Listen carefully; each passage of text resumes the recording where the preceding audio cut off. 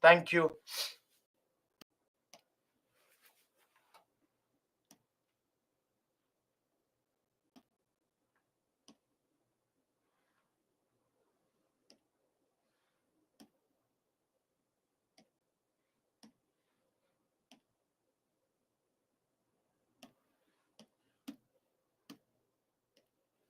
We'll start in a minute. Let other friends join. Everyone, again, those who are wishing me, thank you. Those who are asking my mail ID, I've given it a lot of times, but still, kumar.rohit at byju's.com. Thank you, everyone. Thank you, Manika. No, Nisarg, they will have to pay every time. No, Chandu. Thank you, Ritu. Thank you, Mohit. Everyone, I cannot take each and everyone's name, but everyone, those who are wishing Happy Teachers' Day, thanks a ton. And again, a warm good morning. Shyam, I'll not be able to correct the copies. So do put islive@byju's.com. Thank you, Siddharth. Ritik, it takes a lot of time. Then the time to teach reduces. That's the thing. Tulsi, those were interchangeable names. That's the thing. Ragni, I'll see that. Give me time till today. See, a lot of you are sending the, your notes. So that is taking a lot of time, looking at everybody's notes. It takes some time. So give me some time. I'll reply to everyone. Mostly I've replied to everyone. If a few mails have been missed, by the end of the day, I'll reply that. Because it takes, that's the thing. Thanks, Atan Afreen. Vetri, definitely. Again, I'm saying a lot of you sending mails where your notes are, let's say, 10 pages, 15 pages. So looking at them takes a lot of time. Good morning, everyone. Thank you. Morning, everyone.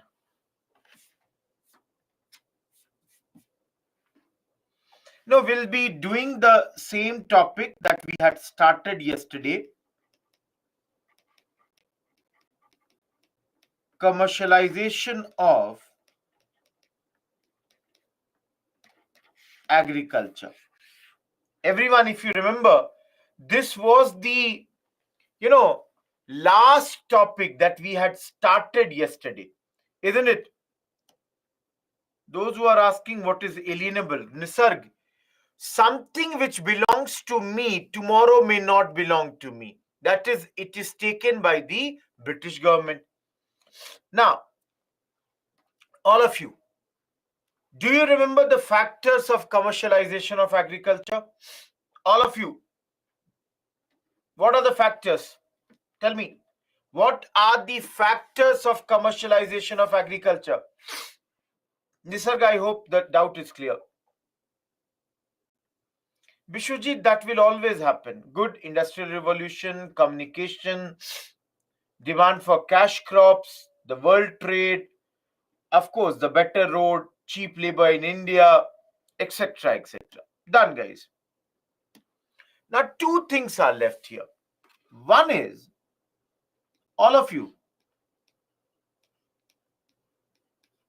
impact of commercialization. Rather, I should not write there. Give me 1 second.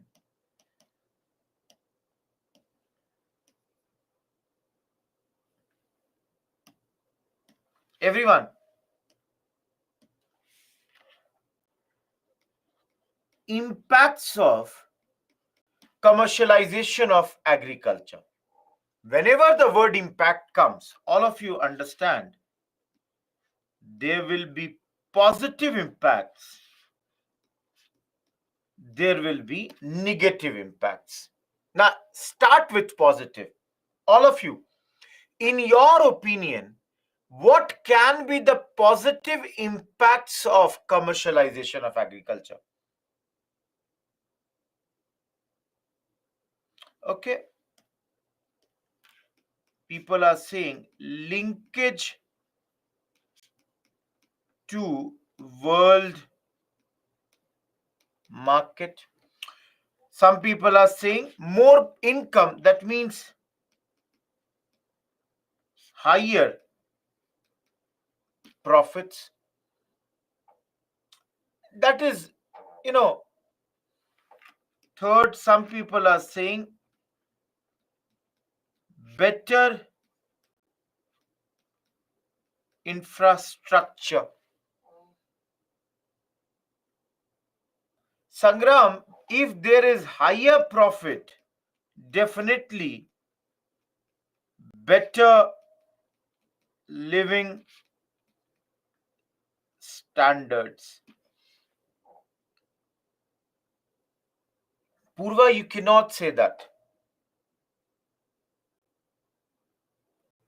Those who are saying reduced unemployment, how can be reduced unemployment be a point? Think about this.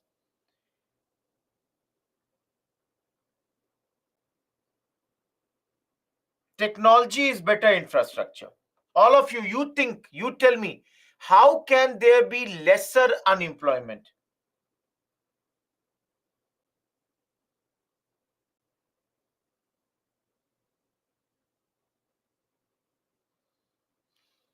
Okay, all of you, you tell me now. Everyone,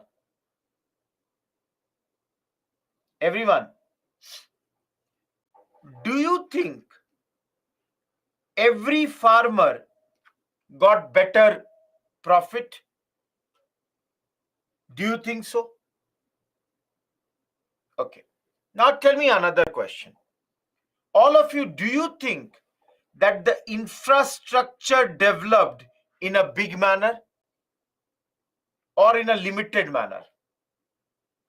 So guys, can I write, all of you,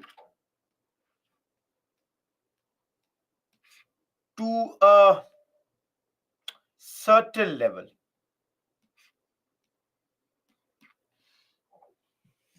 If there was higher profits, then this also only was for the rich peasants. Everyone, will you admit it or not? If there is more profit, it helped only the rich, bigger farmers. Now, think about negative factors. Thank you, Pradeep. Everyone, think about the negative factors. Okay, I'll take one. Degradation of land. That is, fertility of the soil went down. Mohan, I'll take your also. Exploitation of peasants. I'll take higher loan indebtedness. That is, the people are taking higher loans. Yes, I can take regional disparity. Sandeep, that's point number one. I'll take this also. Shortage of food crops, which ultimately leads to situations like famine. Everyone,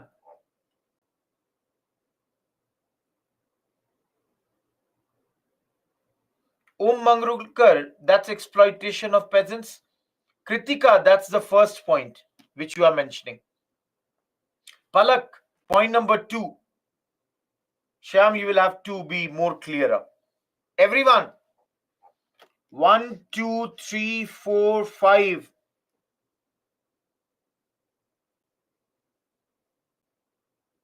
Stages, that's your point number 5. Sandeep, how can you say that? Nancy, again, not very clear. Satyam, you cannot be that specific. Of course, we are putting point number 2 for you only. Zeba, that's the big point. We know that thing. Mohan, your point is point number 3. Harshita, clarify.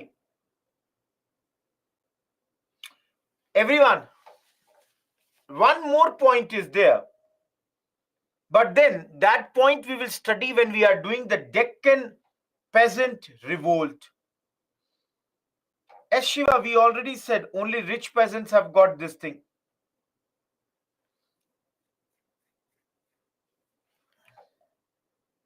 Okay. Everyone, see, all of you, don't you feel that the impact would be very, very, many points can be brought under the impact. The only thing is that you have to be very clear. Dekho, all of you understand. When you write an answer in mains, it is your responsibility to make it understandable for the evaluator. I am the evaluator. What you thought, I may not understand if your point is not very clear.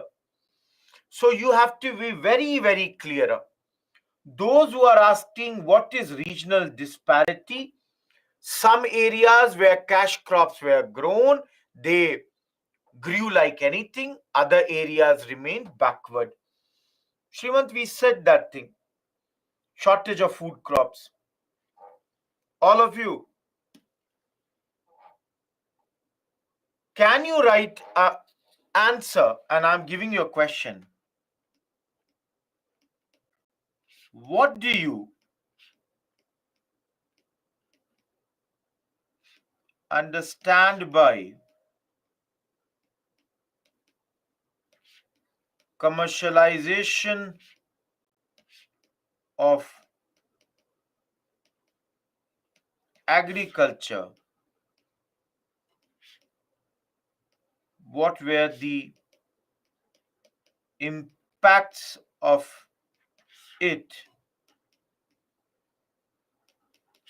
on Indian? Can you write this?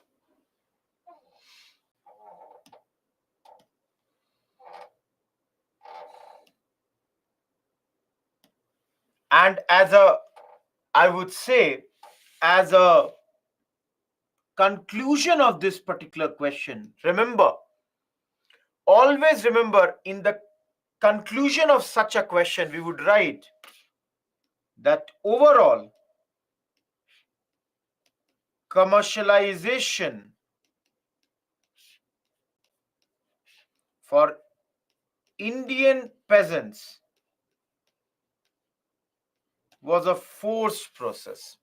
Everyone, can I say that commercialization was something which was imposed on us by the British? We did not want, but they forced us. How, Satyam? Explain that. They forced us. Write it in, let's say, 150 words, 10 marker. Now, some of you are asking, Rajesh is asking that, sir, how did this commercialization happen in those days? Everyone, for next 2-3 minutes, focus on the board. I'll give you one example. Let's say I'm a farmer. So what would happen is that initially the Britishers, they would offer me what do you call that? Advanced money. So advanced, I should not write D, advance payment. Just a second.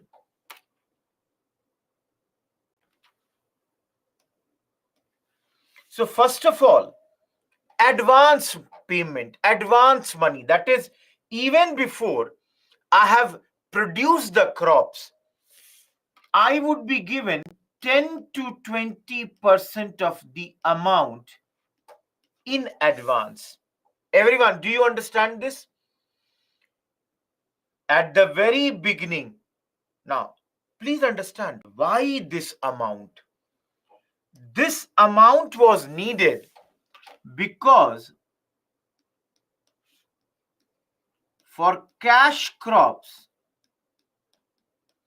you need a lot of investments. You need to, buy the seeds and other many materials. And that's why there is these are, I would say, money intensive crops. They require a lot of investments. So the British planters would give advance payment for these cash crops. Now, all of you can think this was a big thing because there was no credit market. All of you understand?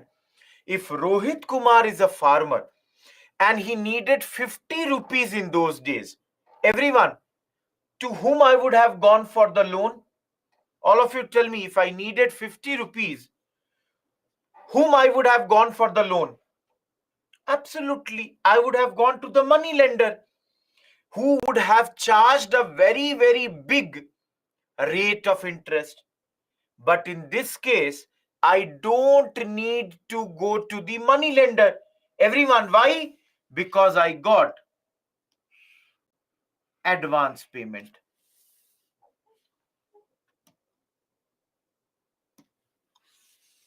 Prepayment. But then, understand guys, planters also would want something for themselves. So they would take land on lease. Do you understand lease? All of you, do you understand this word lease? Everybody understands this? Good. Dekho, why this is done. Basically, let's say Rohit Kumar this time is a planter and he wants to grow chai, tea. Now, if you all have gone to the tea plantations, you would know that tea plants, they have a life of 40 to 45 years. Now, everyone, you tell me, planter started growing tea and after 5 years, he's thrown out of the land. So what will he do? So for that thing, the planters would take the land on lease for many, many years. So this agreement would be, this contract would be done with the peasant and of course local authorities. Now, guys, Prasad is asking that, sir, why can't we grow tea, coffee on our own? Why do we need planters? Now, everyone, those who have this query, think the cash crops, they require a lot of intensive care and they require a lot of technical know-how. That is, when to give it water, how much water, what type of climatic condition, what type of land. Not everybody can grow these plants. So invariably, you required the help of the outsiders. No, planter himself will not work on this land. Please understand, Rajesh. Planters themselves are not going to work on this land. Of course, they will oversee. But then, please understand, hiring of landless laborers would be done. For example, I'm giving you one example. Darjeeling, Assam, tea had to be grown. So people from Jharkhand, Bihar, Odisha, they were brought to Darjeeling. Why? Because, guys, they are usually landless laborers. They don't have land of their own.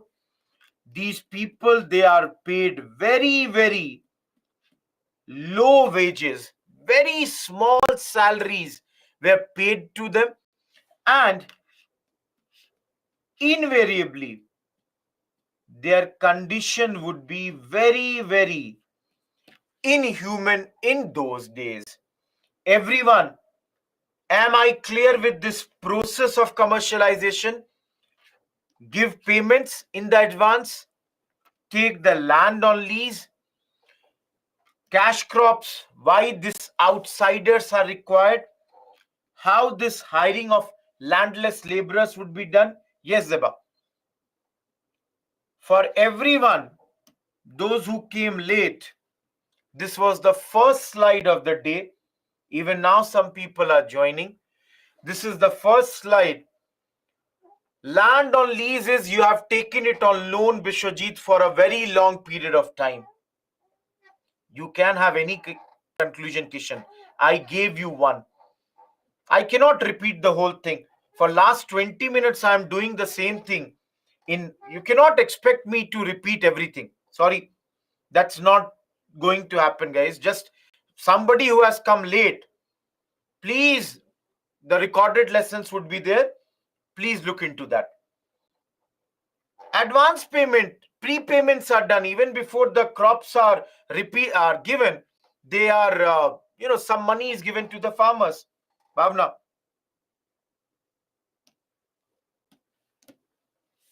See, there were many cash crops. Those who are asking about the cash crops,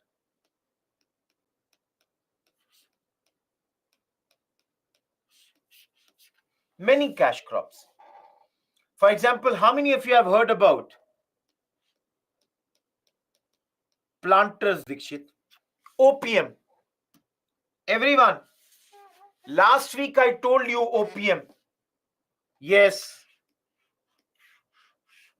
opium is a type of intoxicant, plus at times also used as a drug to reduce the pain. So, guys, just giving you one opium example. You know why these British, they used to import tea from China, but could not pay for it. Guys, they were bringing tea from China but could not pay, and that is why so started to sell opium to Chinese. Now, everyone, I told you opium is an intoxicant. All of you, opium is an addictive drug, and for British, it was highly profitable. No, please understand, guys. Some people are asking, did the British introduce opium in India? No. Opium was grown in India in small quantities earlier also. Because I told you guys, this is also a drug. That is, it is also used for medicinal purposes. It was used for medicinal purposes. Getting my point? So,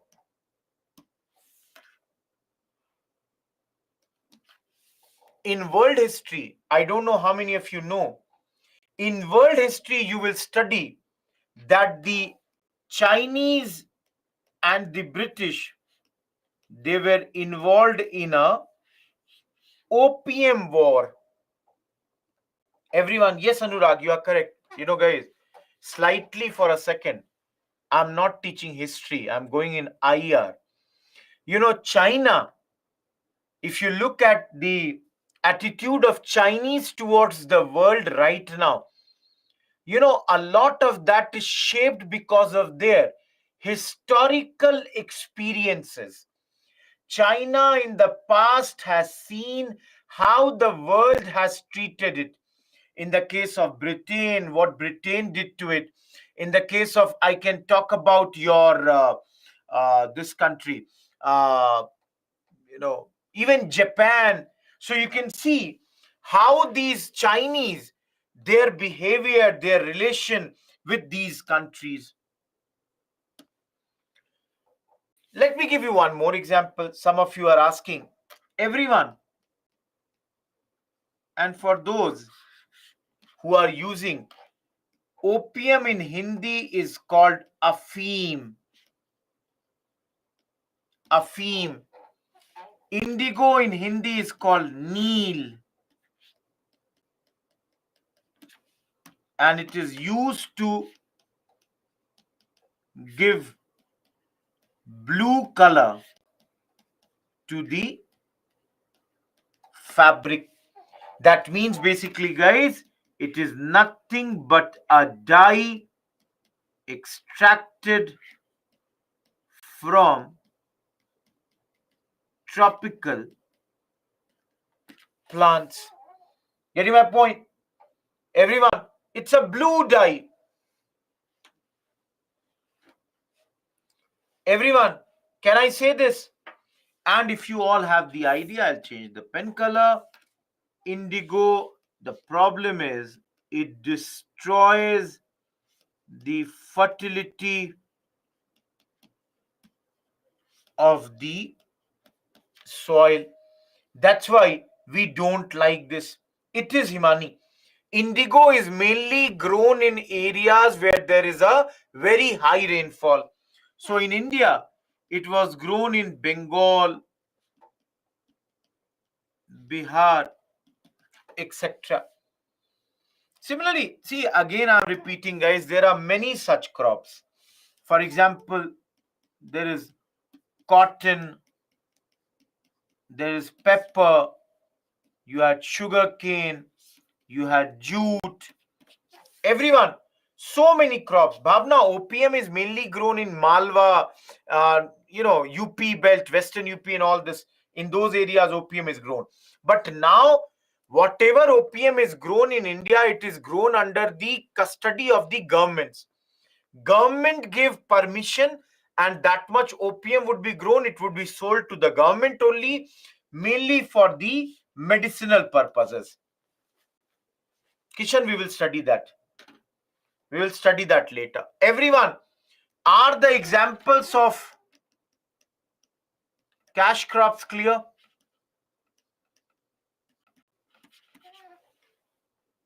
See, there would be many other. Then it might be, can you show me where did you read that? Himani, again I am saying, opium today, if Rohit Kumar wants to grow opium, I need to take permission from the government of India.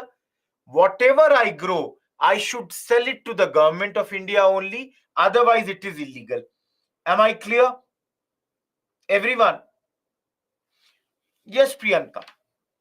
All of you. See, everyone. Hayat, it destroys. Just understand that one. Don't get into the technicality.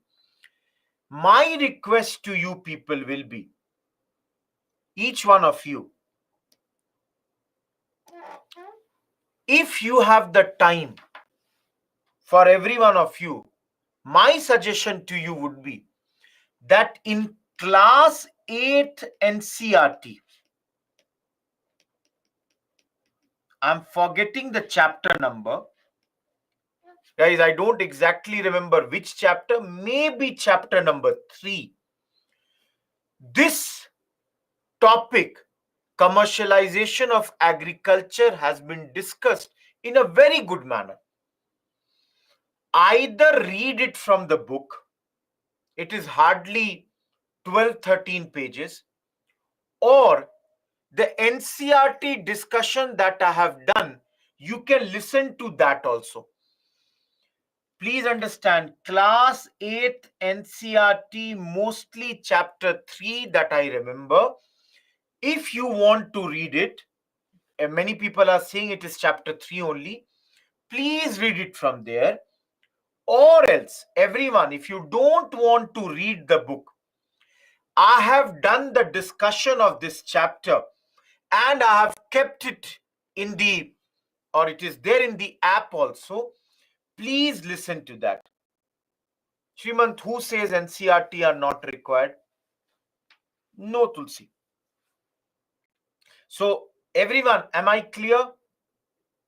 And if you don't get the NCERT on the app, by chance, if you are not able to find it, please write the mail to me. I will send you the complete address where you will get that chapter.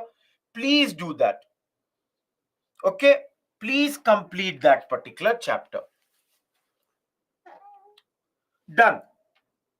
Everyone, commercialization of agriculture is completely covered now.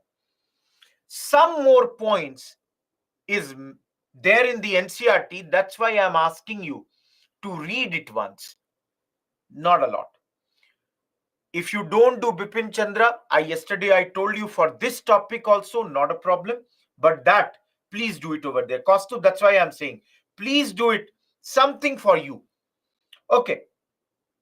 Moving ahead.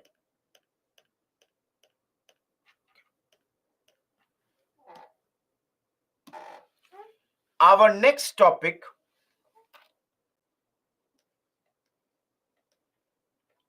already has given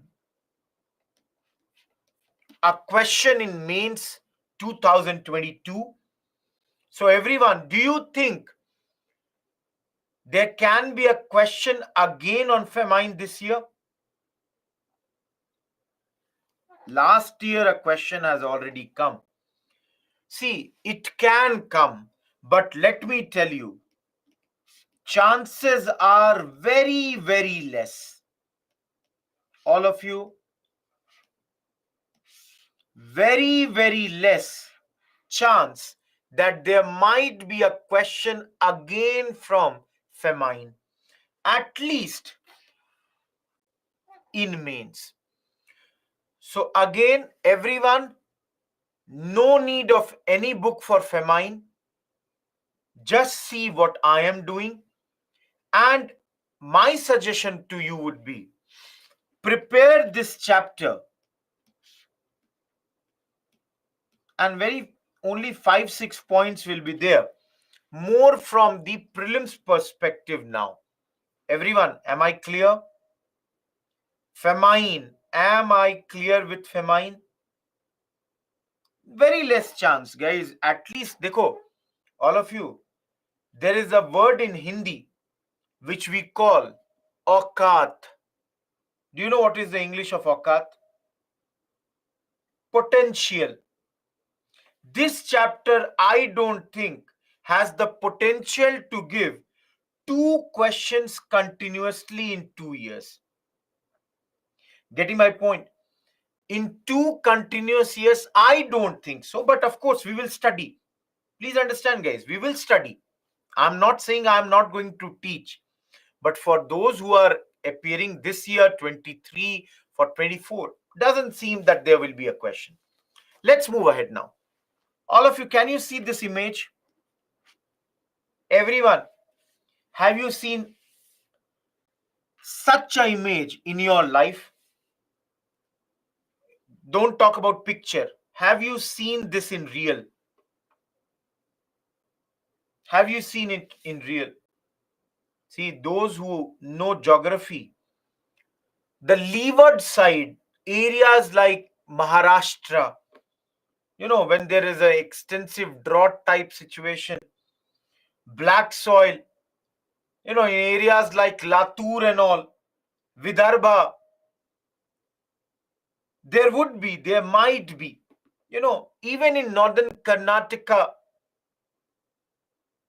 So when the climatic conditions are very, very bad, such type of soil you can see in black soil, these cracks develop.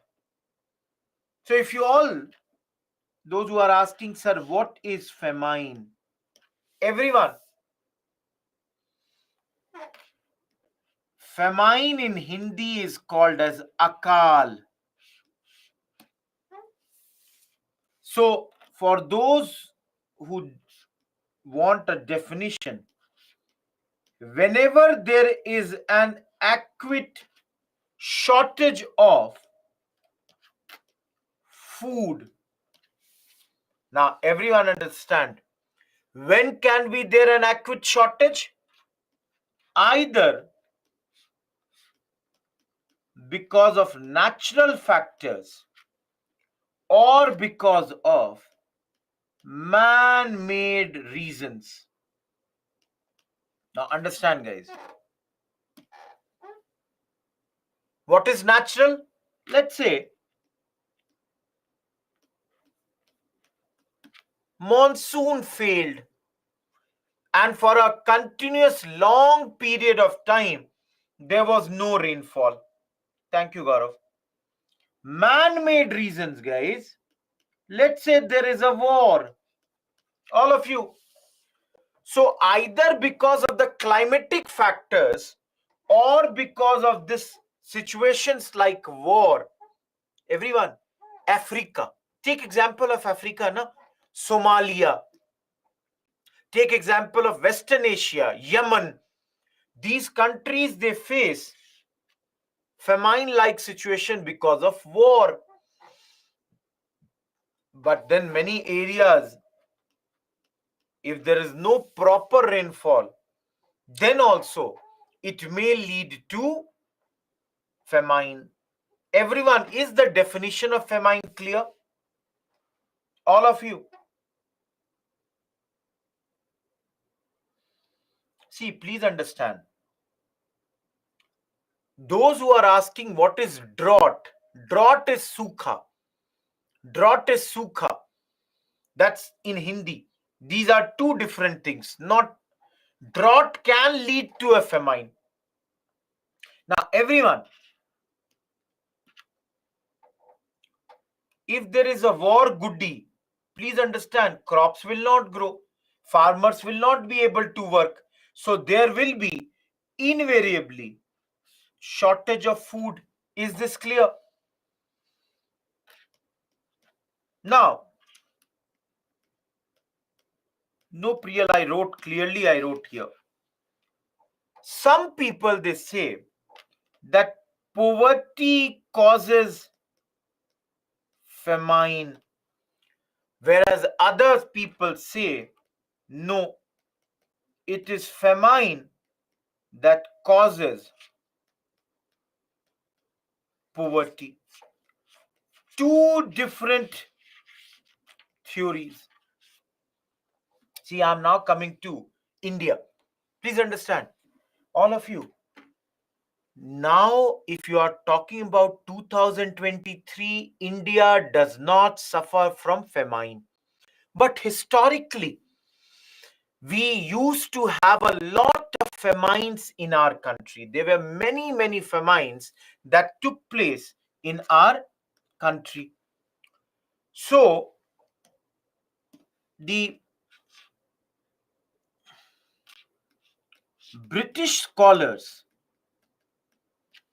they used to say that because India is very, very poor country, because of that, there are many famines in our country. Whereas Indian scholars used to say that because there are so many, sorry, I said this opposite. Just give me a second, everyone. Just I'll explain this again. By mistake, I said. Just 1 second.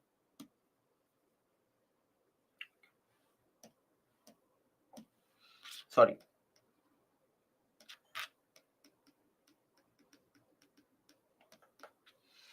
Guys, Indian scholars, they used to say that because the Britishers have made us so poor, it leads to situations like famine.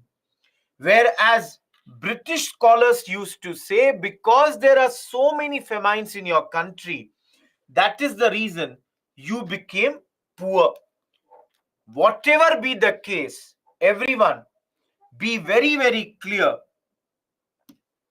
that so many famines came to our country, and one of the reasons for that was colonial economic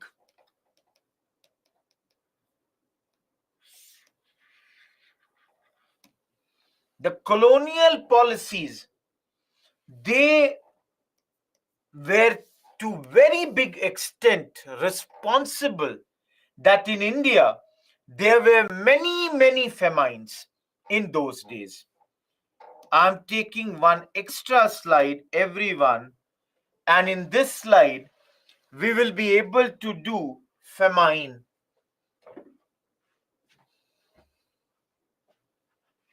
See here.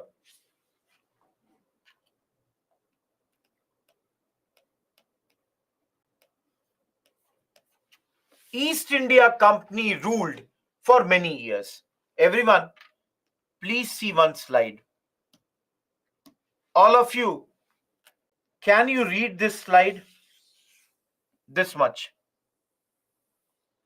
Everyone, can you read this much?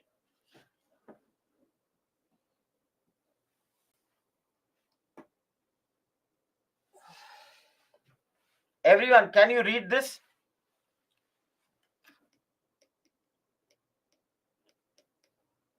Examples of famine. Can you remember all this? All of you, can you remember all these? Can you remember all these? See, you might be, but I would say, why do you need this? Let's remember one. Let's remember one which is very, very important. And I will remember this one. I'm going back. 1769, 70,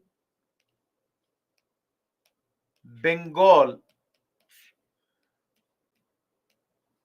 1/3 of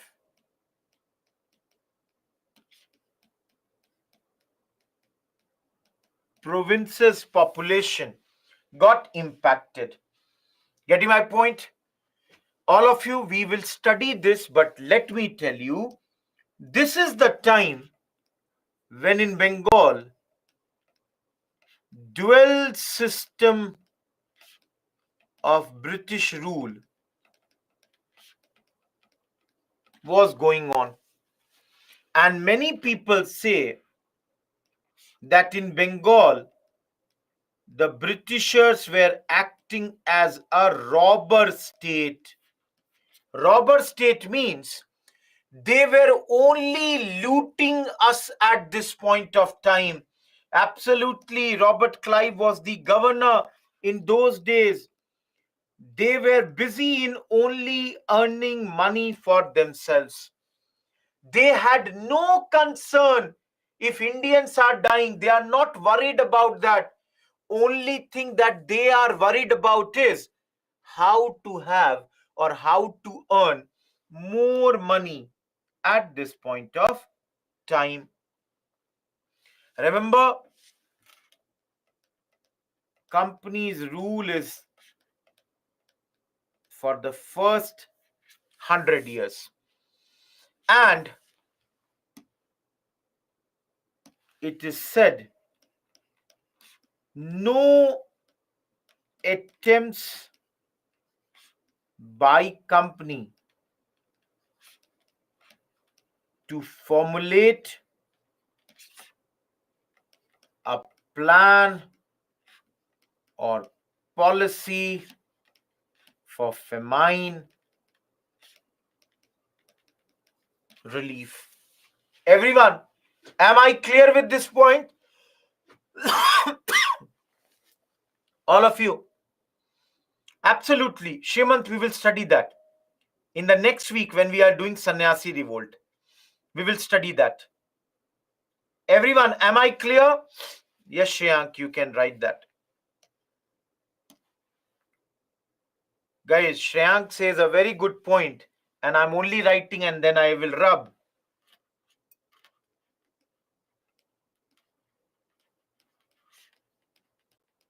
Robert Clive acted as Robber Clive.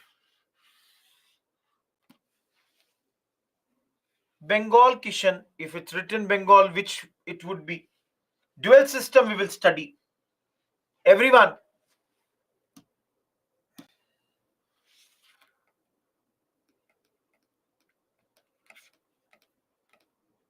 Then came Queen's rule.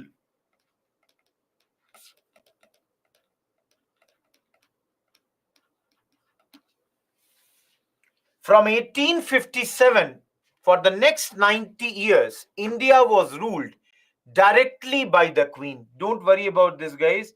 We will study it in Monday's class on or in the chapter of 1857 revolt. Getting my point? Arjun, because there are some good things also. We will see that later. Good, bad, everything. Now, under this,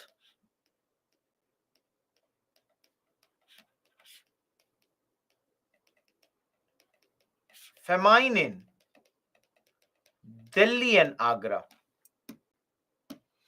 And the first committee, Colonel Beard Smith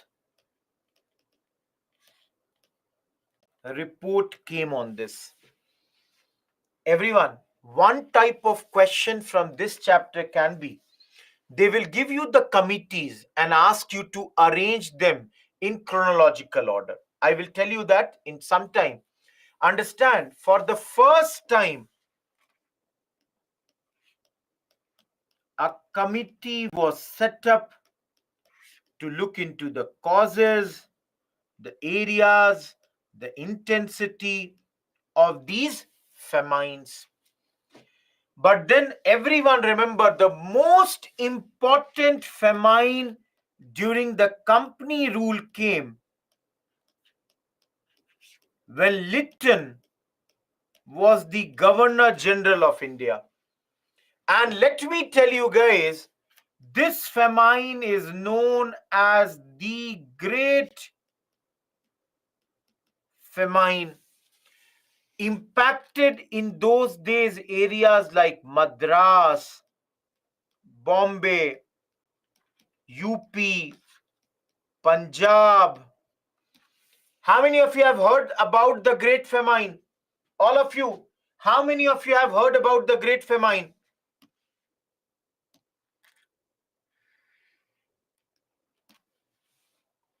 For those who have not heard, let me give you some numbers.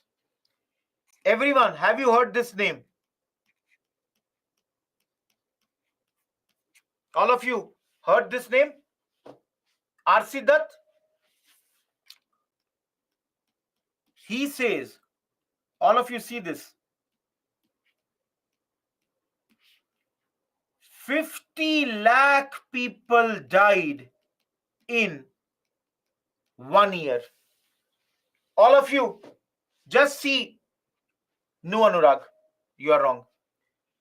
Everyone, can you see? R.C. Dutt says 50 lakh people died in 1 year.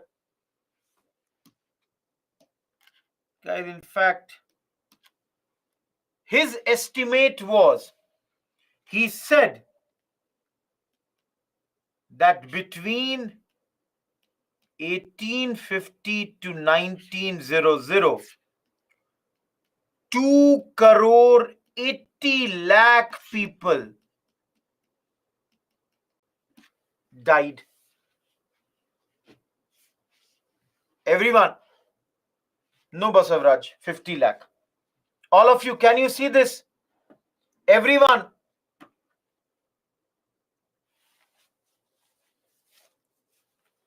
No, this number is not too big. Please understand, guys, because of this many casualties, let me tell you, if you all have studied or not studied, I can tell you guys, One of the reasons our population never grew in a big manner in those days was our people would die because of this. You know, now, of course, if you want to hear about these events, you can only read in books or the stories. I have read villages after villages used to become depopulated. That is, everyone from the village would die in those days. Every person. Not a single person would remain. That's the thing. Imagine, guys. And no, not, see, understand. Let's say, all of you, some of you are not understanding this. See here. I'm taking one example. Let's say this is a village. Famine came. Few people died. Now, maybe they were not properly cremated. Their bodies somewhat went into the rivers or the water sources. So many epidemics, like let's say cholera, would happen. That also would lead to people dying. So it's not that there is only a shortage of food grain, but combined with these things, epidemics and pandemics like this, it would result into the death of so many of the people in those days. Everyone. uh Today is what, Tuesday? Next week, Wednesday's class, we will see that this famine became the cause of the growth of modern Indian nationalism. Everyone, we will study this next week, Wednesday. You will see our moderate leaders, they will be very, very unhappy because of this. And this will lead to the growth of the feeling of nationalism amongst our people. Everyone, clear till here? All of you, clear till here? See, again, I'm telling you, those who came slightly late also, if you don't even read the PPT and just focus on this slide, this chapter is done. Guys, I am making the notes in such a manner that Lytton is a governor general. We will study about him later. MD, I don't understand what you are saying. Cholera it is. Kulsum, cholera. MD, cholera. Cholera is a disease. No issues. Those who were late, please cover it from the recorded session. But then, this is more than sufficient. Now, everyone, now come. Lytton is a name. He's the governor general in those days. Very bad man. He's the Gulshan Grover of those days. Villain. Now, everyone. Okay. Now come to the commissions. Put apostrophes, Roshan. Everyone. Lytton appointed a commission known as Strachey Commission.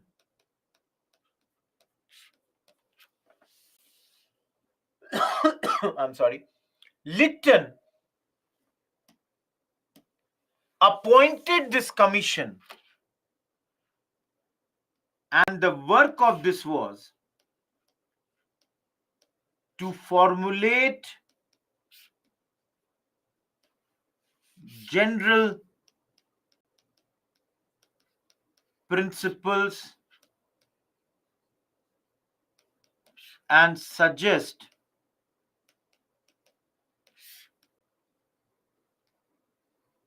preventive measures.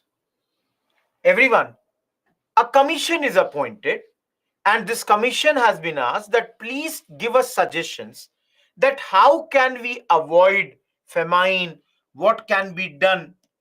Now everyone, think about this. Don't you think if there will be a commission, they will make a very hefty document?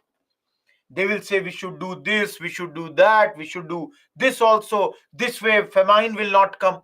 They would try to give a lot of recommendations. So if you see here,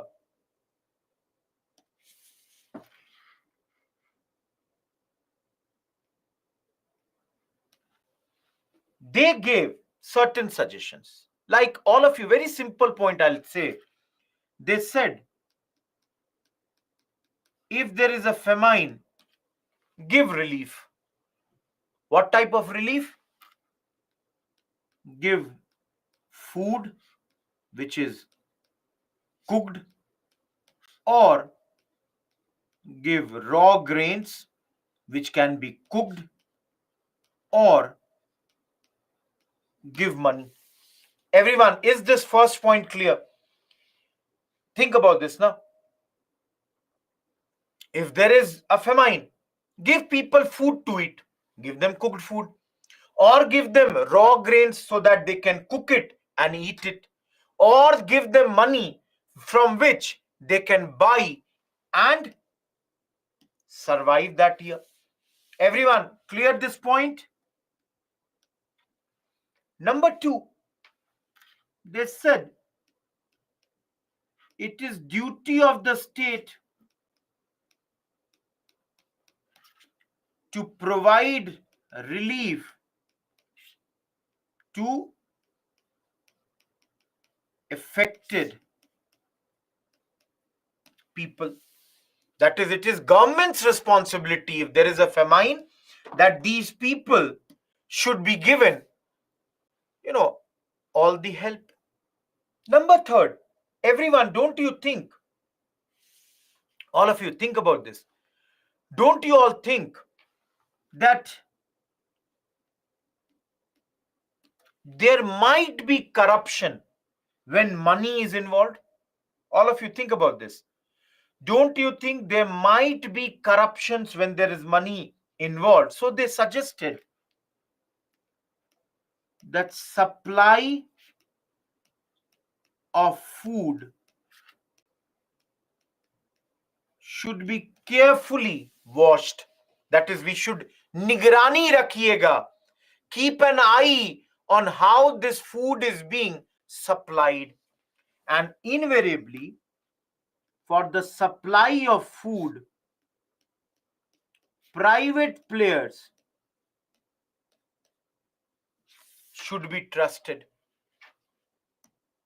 Along with this, all of you, export of food grains should be prohibited. Think now, everyone, you all think, if there is food grains going outside the country when there is a famine, don't you think it would be a big problem? So they suggested that there should be no export of food grains at this point. Now, all of you tell me, in order to do this, do you think money will be involved? So,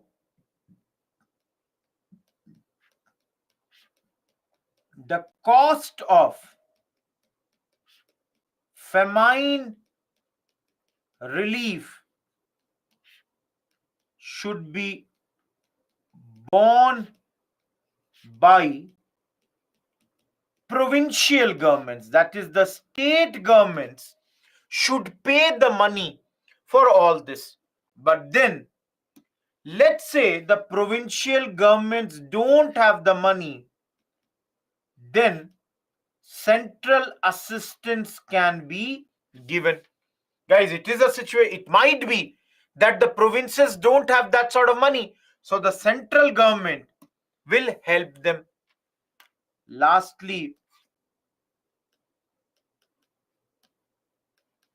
migration of cattle should also happen. A famine fund should be created. And finally,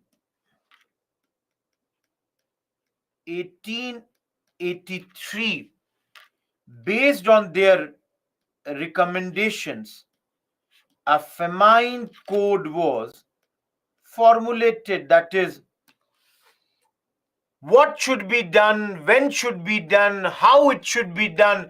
All this was done here. Now, for everyone, understand one thing. Lytton, okay, this is not clear. Lytton appointed this commission in 1880, but the report of this commission was handed to the next Governor General, Ripon. Everyone, if the question is who appointed it, the answer will be Lytton. If the question is to whom was this report submitted, the answer would be Ripon, the next Governor General. Guys, under this famine code, the duties of all concerned was mentioned. Everyone, is Strachey Commission clear? Bond means paid. Those who are asking why migration of cattle, all of you understand. Guys, if cattle will not survive this year, do you think next year I will survive? Bhai, I need the cattle to work in the field. Who will work for me? I need my cattle. It cannot be that cattle is ignored. You know, how many of you have seen floods coming in your areas? All of you. Have you seen floods coming in your area? For those who know or for those who don't know. Guys, I come from North Bihar. And those who are the people of that area would know that in North Bihar, because of Kosi and, during the times of monsoon, almost every year, there is some flood, like Assam and all. So whenever this flood situation will come, the people, most of the times you will see that the people, they would move towards the national highways. A lot of poor people on the NH, national highways, on one side of the NH, they will have their small jhopris, hut, and they would not leave their cattle to die. They will have their cattle also tied in and around their houses only. Because, bhai, after this flood subsides, invariably, there will be the need of these cattle. You cannot leave them. In fact, guys, I'll tell you one thing. Cattle, they become a part of the, I would say, this thing, what do you say? Uh, Part of the family they become a lot of times. They take care of the livelihood, of course, but then that's how it is. Everyone, am I clear? All of you. It is Sham, but you cannot have everything interesting only. Harshita, that's not required. Okay, everyone. Last 2 minutes. Later, another commission came after the 1896-97 famine. Almost similar suggestions they also gave. They did not give any new suggestions. And finally, Curzon appointed under Anthony MacDonald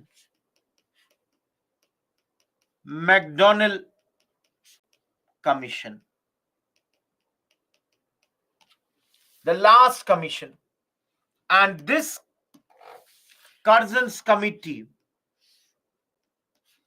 they talked about that let's appoint a famine commissioner in a province where relief operation was expected. That is, this person will be responsible of for all the work when there is a famine. They also talked about moral strategies. Basically, this means distribution of advances for purchase of seeds and cattle, etc. Everyone, done with the whole chapter on famine. He's a person not needed, Zeba. Who is he? Nobody will ask you. Okay, just give me a second.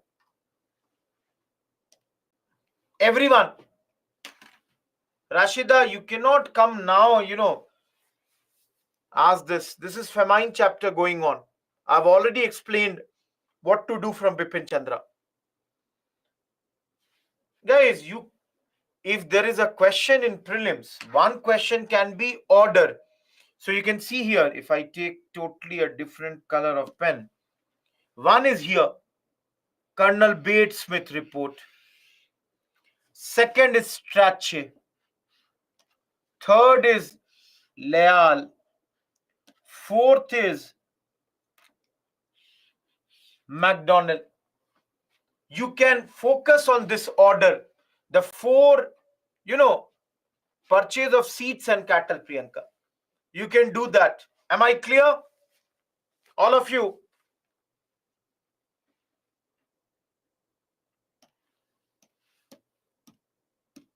I don't have space available over there.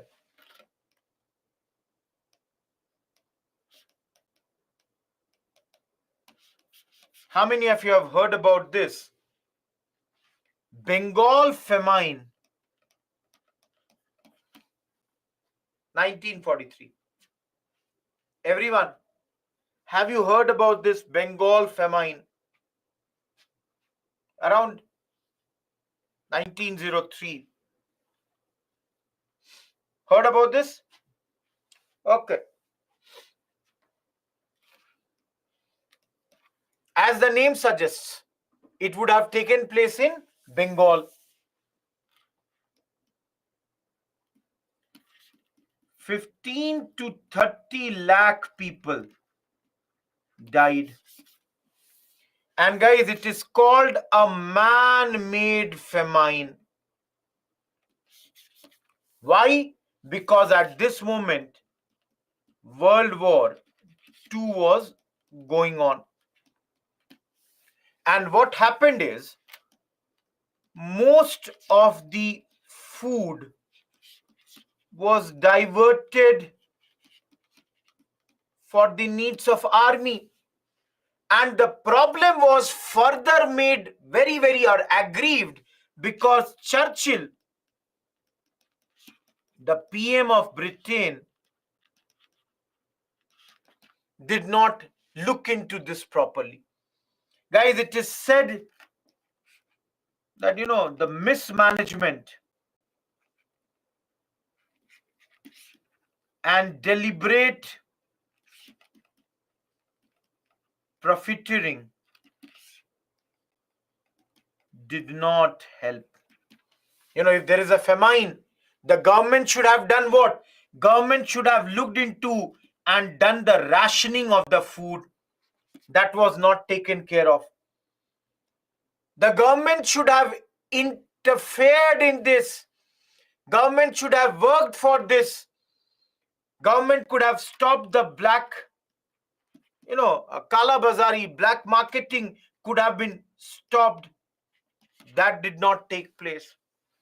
And that is why, guys, many people say Bengal famine was more man-made than an act of God. It is not an act of God. It was made by the human. And you all know, guys, war propaganda. What was the war propaganda at that moment? The war propaganda was of no shortage. The war propaganda was continuously saying there is no shortage of goods. Nothing, no problem, don't worry. No, see, Raj, one of the problems of this famine was that import of food grains from Burma had stopped because, as I said now, World War II was going on. And for the last few years, Bengal monsoon was continuously failing. So all these were the factors which made Bengal famine very big famine. Areas like Dhaka, Nokhli, all these areas had got impacted in those days. Am I clear, everyone? Bengal famine, nobody will ask you more than this. Am I clear? Just give me 2 minutes. I'll just fill my bottle and I'll be back. Okay, just give me 2 minutes. I'll be back here. In the meantime, you can see this slide. Just go through this slide.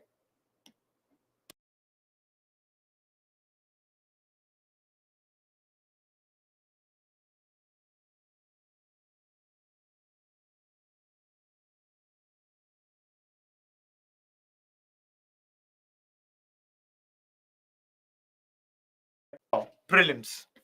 Let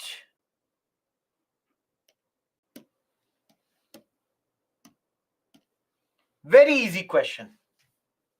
All of you, sorry, very, very easy topic. And important more for prelims. Much more important for prelims. Very less chance that there would be a question in mains from this particular topic. Everyone, you all understand civil services? All of you, you understand civil services? That's something that you all know. At least that much I would expect. And I hope a lot of you become civil servants. That's the only thing that we hope.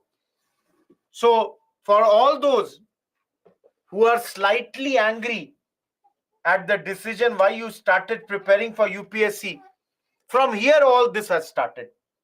From here all, this all began. Civil services.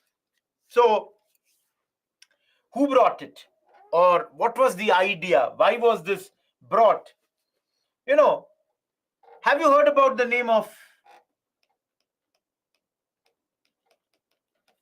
Cornwallis? Heard this name, everyone? Governor General from 1786 to 93. I should put double L.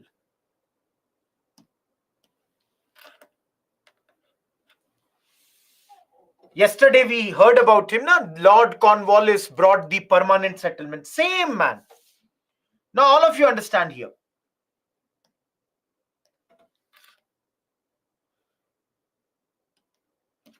Cornwallis brought civil services because when he was in India, he was very much perturbed because of the corruption that was going on. So Cornwallis thought a few things. Everyone, see here.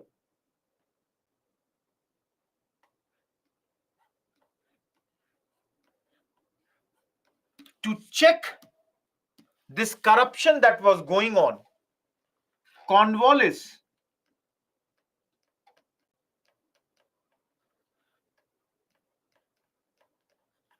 thought of raising salary. Everyone, Cornwallis thought that if I pay a very handsome salary to the people, people will not do corruption. Everyone, is he correct or is he wrong?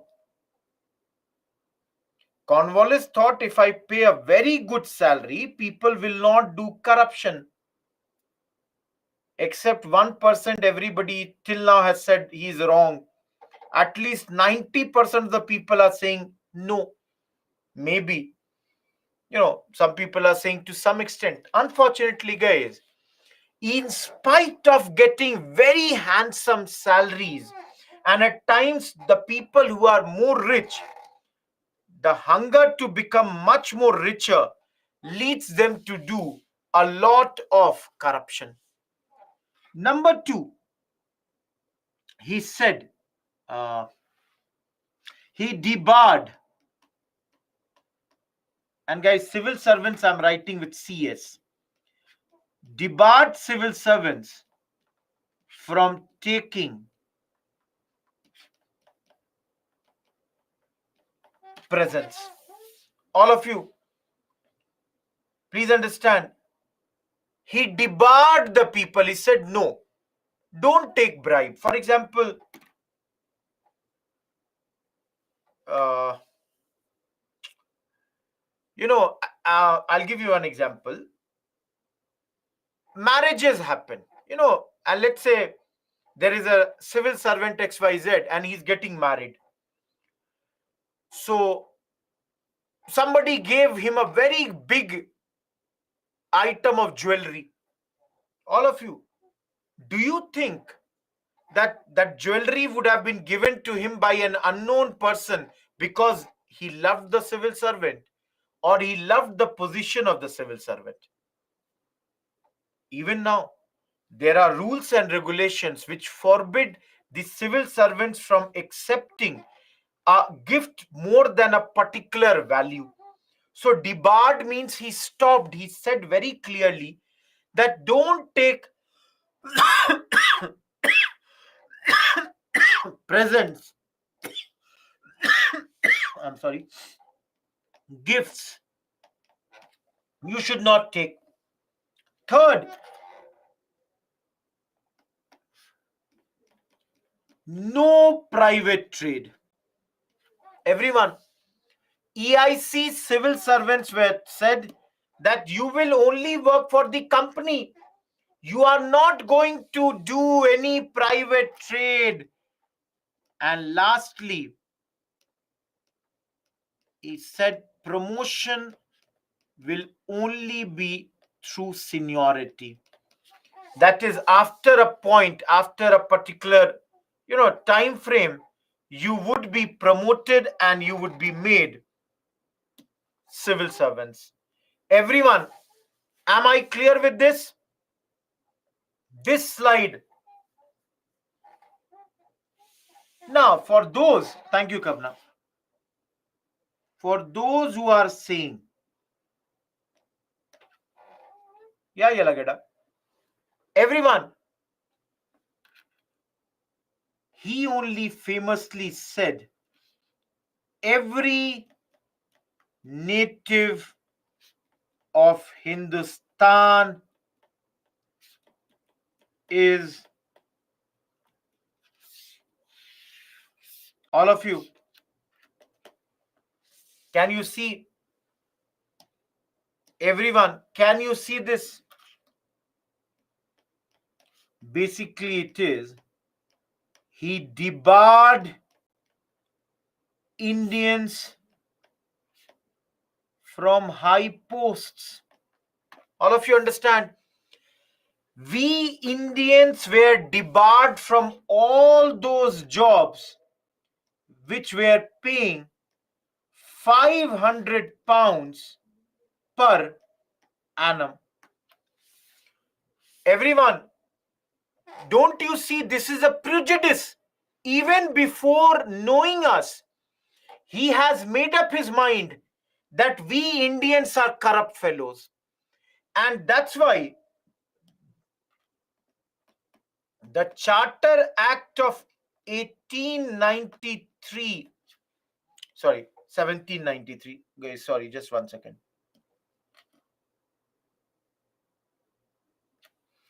The Charter Acts of 1793 debarred Indians that we will not get any job which pays more than 500 pounds per annum. That is, we Indians are not eligible for these jobs. Now understand, guys, this was coming from 2-3 angles. Number one, all of you, will you admit that this is a very good salary? Everyone, will you admit that this is a very good salary? Subramania debarred. Everyone. So, all of you, tell me, can I say that there was a very, very high competition amongst Europeans for this? All of you, tell me. CS, Chishti, Civil Services, and CA is Charter Act. Everyone, can I say this? All of you, can I say this point? That there is a very high competition. Europeans want to become civil servants. So if Europeans want to become civil servant, why to give this to Indians? Number two, all of you, this line, every native of Hindustan is corrupt, shows that they thought that Indians were incapable, untrustworthy, and insensitive to British interests. Guys, every native of Hindustan, the moment they say this, clearly reflects that they think they cannot trust us. They think we are corrupt. Again, guys, please understand, this is a belief. This is not true. But this is something that these Britishers believe in. Third, if not Indians, who? They felt only English they could establish this administrative service that will take care of British interest.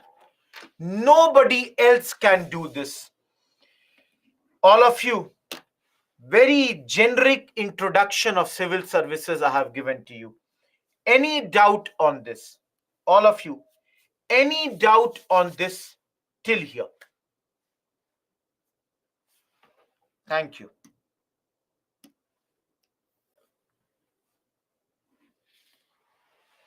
Only if you are in, can you do private trade? If you become a civil servant today, tomorrow, will you keep on doing private trade? Tell me. That is only the British. Pranshi, when I say English, only the British. Kunal, tell me one point. I cannot repeat the whole. Please understand. Chitturi, I said to manage the British interest in India. That's the thing. Next point I am writing already has come in UPSC exam. So, please understand. Prelims, already this has come. Now, everyone, tell me. You all tell me. If you are a British person in those days and you are coming to work in India as a civil servant, will you require any training? Do you require training if you are coming to India to do the work for civil services? You require? You would. So, a Fort William College was established. Established by whom? Governor General. Wellesley. Governor General Wellesley established a Fort William College. The purpose of this was train civil servants. But then, guys, it was closed and moved to London. Because, guys, the British East India Company said that why do you require a college in India to train the civil servants? Ultimately, these civil servants are coming from London. So, train them over there. So, by 1806, this college, which was started by Wellesley, was stopped. Everyone, first of all, this college established. Now understand.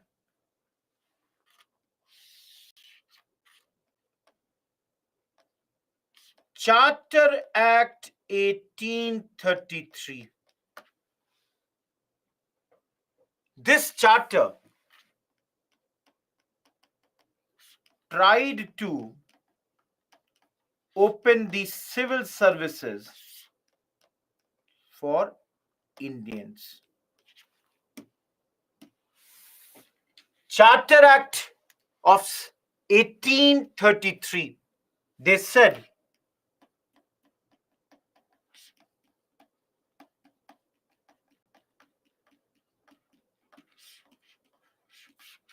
let's go for competition.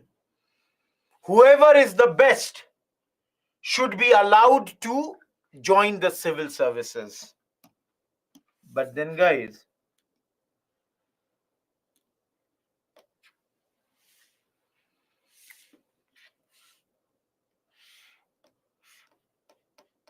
this was not accepted. Now, all of you, why was it not accepted? It was not accepted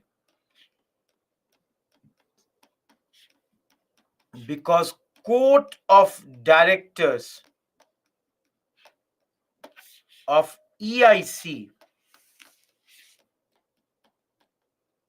they used to nominate the civil servants and they did not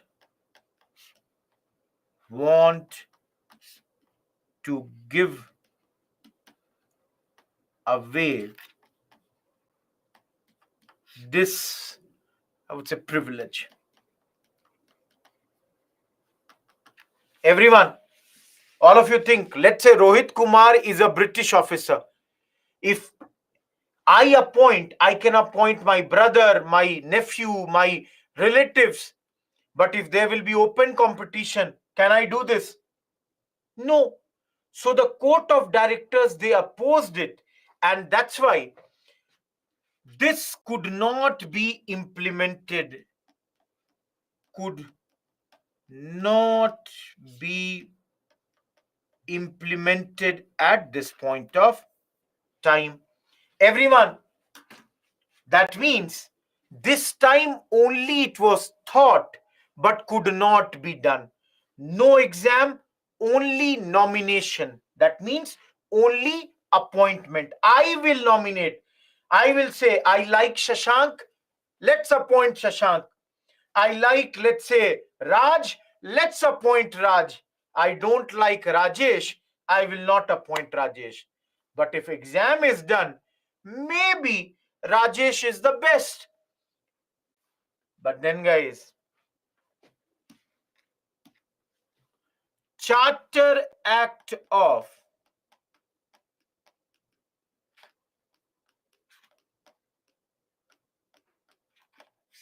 1853. See, today only we will study all the Charter Acts. Have patience. After civil services is done, the last topic of this chapter, 3 stages of capitalism, will come, where we will discuss everything once again, and I will show you the different things over there. All of you, which committee was appointed here? Everyone, do you know which committee?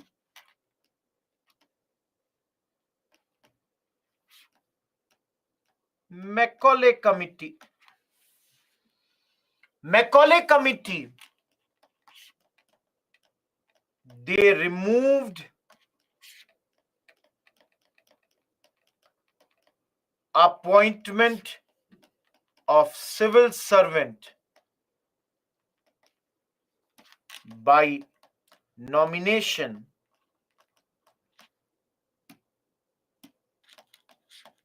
rather recommended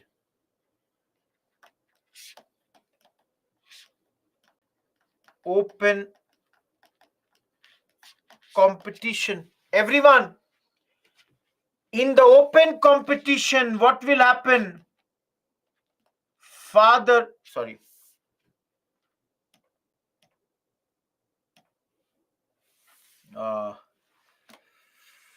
Fittest, one who is the fittest, that is one who is the best, will be recommended to civil servant.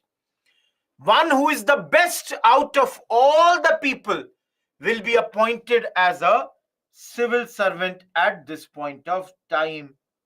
So guys, from here onwards, freely, impartially, civil servants could be selected based on the exam. Everyone, any doubt in the left hand side portion? Fort William College, already asked, and the two charter acts, 33 and 53. Only one thing they are saying, that firstly the competition and later it was accepted. Fittest is Afreen. Exam is conducted. Whoever is the best will be elected. Roshan, just give me some minutes. I'll come to your point. Yeah, you can say Uni. You can say that. Guys, I'll give you a break. Give me 10 minutes. I'll give you a break. Yes, Zeba, this time it was accepted. And for those who are asking, see, Monday's class, you will study 1857 revolt. Okay? In Monday's class, you will study 1857 revolt, and there you will study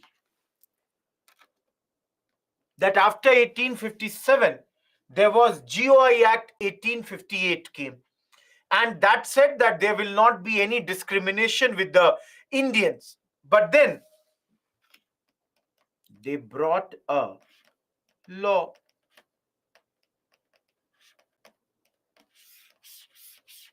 I should write Indian Civil Service Act 1861.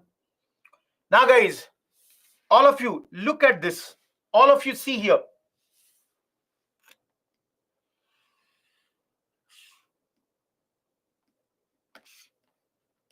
Exam only in England. Exam only in English. Syllabus classical learning of Greek and Latin, and age 23, 22, 21, 19. 23 in this, 22 in this, 21 in this, 19 in this. Now everyone, please understand. Let's say, do you think it is easy to become civil servants in those days? I'm asking you, look at this. Everyone, can you go to England easily? In those days, can you go to England easily? Exam is conducted only in England, not in India. All of you, are you proficient in English? Everyone, are you proficient in English? No. Guys, have you ever learnt Greek and Latin? All of you. Had you ever learned Greek and Latin? Okay. And for those who are asking about this age, please understand. In 1859, 23 is the maximum age. That is, by 23, if you become a civil servant, good. Otherwise, your chances are over. And by the time 19 in 1878, Lytton was the Governor General. So all of you think 19. Today, the age is 32 for general. In those days, it was only 19. That is the maximum age, not minimum, Chitturi. Maximum. That is, if you became a civil servant by 19, great. Otherwise, your attempts are over. All of you, by 19, again I'm saying Uni, maximum age, it's not minimum. Please understand, it's not minimum, it is maximum. You have to become a civil servant by this age, otherwise your attempts are over. All of you understand? Do you think it is easy for the Indians? Do you think this is easy for the Indians? That is why, guys, very few Indians could clear this particular exam. And the first Indian to clear this was Satyendranath Tagore. He cleared this in, I think, 1863. The elder brother of Gurudev Rabindranath Tagore, Satyendranath Tagore, became the first Indian civil servant to clear this exam. All of you, Tagore, they came from Thakurbari family because the Britishers could not pronunciate their name Thakur. That's why it was made as Tagore. They come from Thakurbari family of Bengal, the most advanced and one of the most prominent families of Bengal in those days. And Satyendranath Tagore has cleared this exam for the first time as an Indian. When we talk about the Indians, please understand,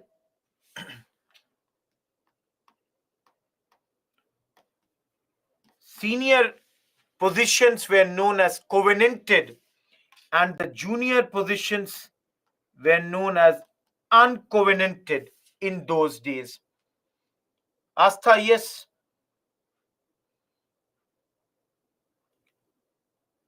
Yes, Shikalgar.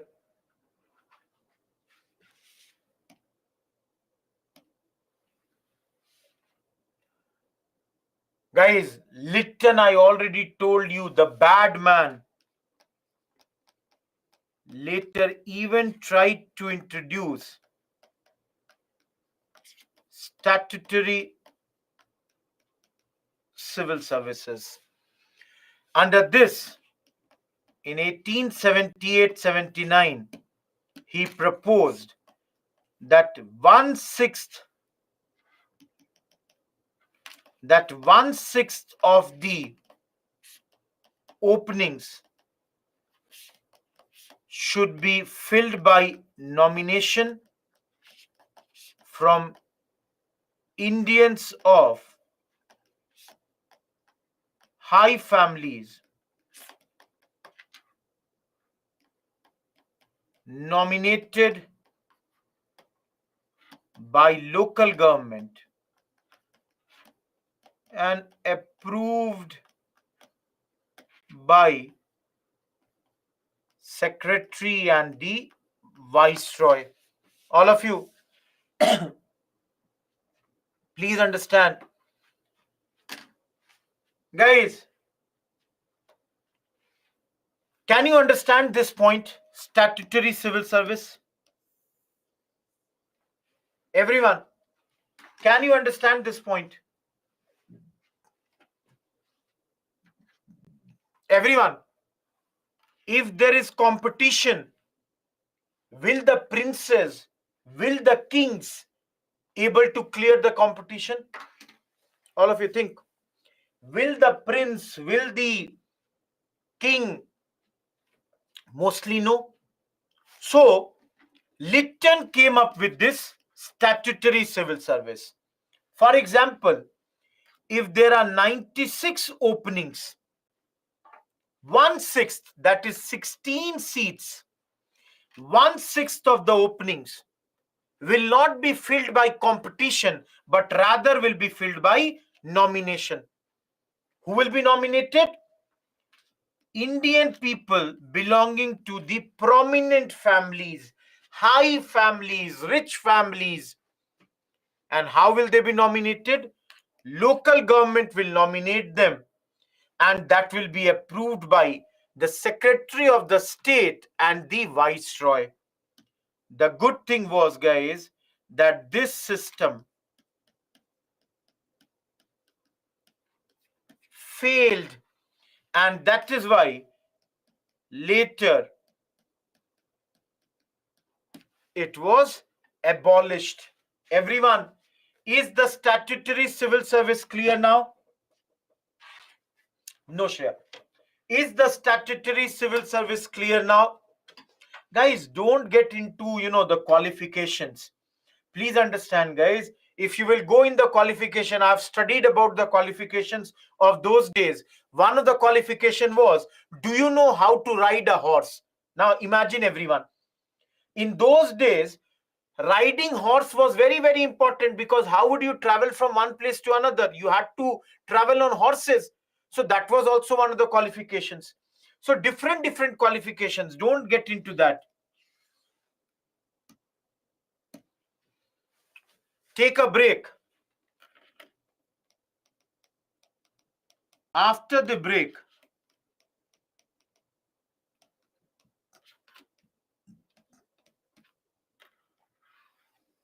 we will talk about 3 different commissions: Atchison, Islington, and the Lee Commission. The 3 commissions related to civil services would be discussed by us. For those who are asking, yes, guys, you are correct. SN Banerjee. Let me write here only where I can write. SN Banerjee also cleared this exam later.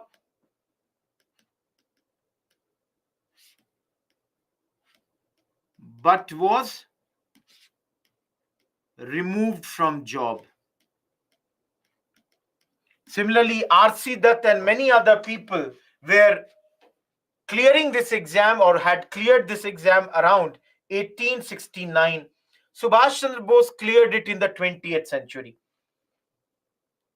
Please understand, guys, for Mohan, today is Teacher's Day and I should show you mercy. Rather, I should not give you a break today. Today, let me do the work that I do, teaching. That would be the mercy. Let me continue for 3.5 hours continuously. Guys, if it was in my hands, I would never give the break. But because you people half of the time are asking for the break, so I will definitely give it to you. The time is 7:50 till 8 p.m. You have the break. And for those who are, uh, wishing me happy Teacher's Day, let's meet after the break. Let's come back after the break.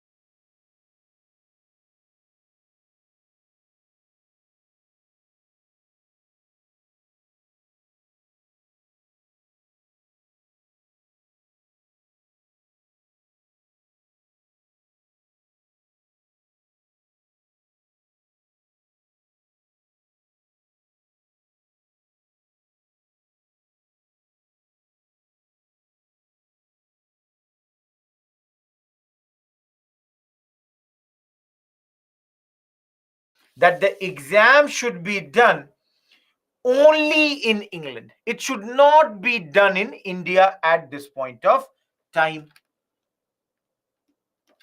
Their other recommendations was, all of you, Lytton had reduced the age till 19. So they said that this age limit should be increased and made to 23. They said 19 is too less, make it 23. Their other recommendation was that this term covenanted and uncovenanted, these terms should be dropped, and rather please, rather spelling is wrong. Rather, everyone please see what new names are being given. Imperial Indian Civil Service, Provincial Civil Service, and Subordinate Civil Service. Now, Imperial Civil Service exam would only be done in England. Provincial Civil Service exam would be done in India, and Subordinate Civil Service exam would be done in India. Everyone, Imperial Indian Civil Service is present day UPSC. Provincial Civil Services present day is like your BPSC or UPPSC, the state PSCs. And subordinate civil service can be equated to certain extent as your SSC exams. All of you, am I clear with Atchison? All of you? But then Zeba, we were demanding, Indians were demanding that conduct the exam in India also. Everyone, please understand, Congress had already been formed in 1885. So, this committee said, no, we will conduct the exam only in England. Now, do the comparison. Islington accepted that fine enough. Simultaneous exam in India and England. All of you, Islington said, fine enough, we will have the exam both in India and England. This committee came in 1912. At that point, Harding was the Governor General of India. And this thing started from 1922. Everyone, is Islington clear? Everyone, is Islington clear? No issues, Reshma. Very simple. They are saying, let's conduct the exam both in India and England. Recommendation was given in this year, but accepted and started from this year. Started from this year, that is from 1922. The exam was conducted both in India and England. And let me tell you guys, though you have not studied it, how many of you have heard about GOI Act 1919, also known as Montagu-Chelmsford reforms or Montfort reforms? Everyone, very, very important, very famous. When did this act come? All of you, look at this. Guys,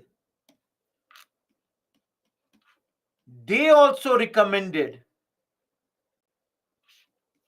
the exam to be done both in England and India. Everyone, please notice, Islington also said this, Montagu also said this, and that is why from 22 onwards, this recommendation was accepted. Everyone, am I clear? All of you, is this point clear? Same recommendation given by both of them and accepted in 1922. They said that at least 1/3 of recruitments should be minimum done in India, and later every year increase it by 1.5%. So this year 33, next year 34.5% seats, next year 36% seats should be filled in India only. All of you, last committee, Lee Commission. The year is 1924 and the Governor General is Reading. Reading is the Governor General, and in 1924 this commission came, made many suggestions, but the most important suggestion was a public service commission should be established. Guys, this was a proposal in Government of India Act 1919 also. They said that please appoint a commission which will look into these recruitments. And this suggestion, all of you, was accepted by GI Act 1935, and this led to the formation of Federal Public Service Commission and Provincial Public Service Commissions. Just like today, what you call as Union Public Service Commission in those days was called Federal Public Service Commission. It was brought by the GOI Act 1935, even though the suggestion had been there by Lee Commission and by GOI Act 1935. Again, I'm saying, guys, a commission was recommended. Which commission? A Public Service Commission. By Government of India Act 1919, by Government of India, by Lee Commission, and finally accepted and brought by this. Everyone, Yasmin, now am I clear? All of you, am I clear now?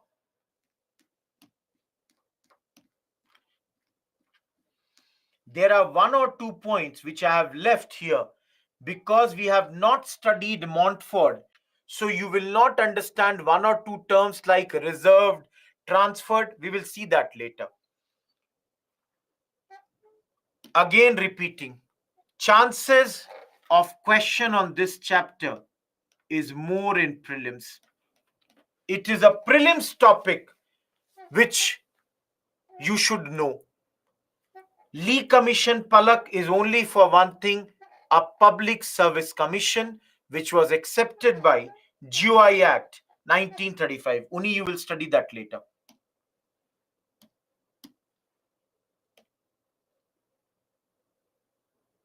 Because they also recommended the same thing, everyone.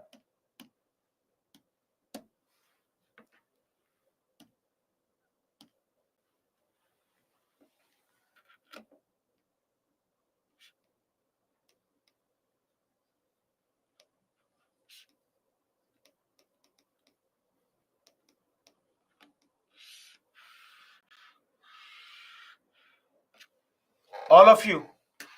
No, Dikshit, no.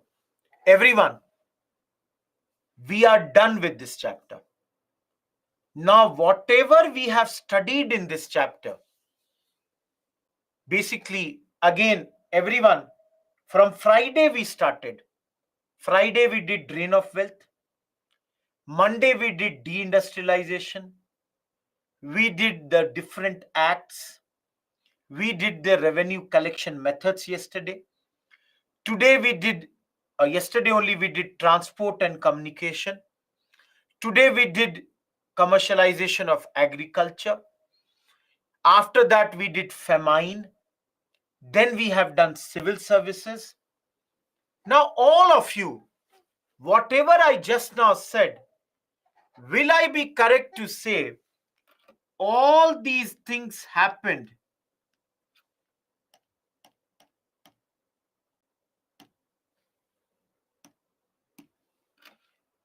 from 1757 till 1947?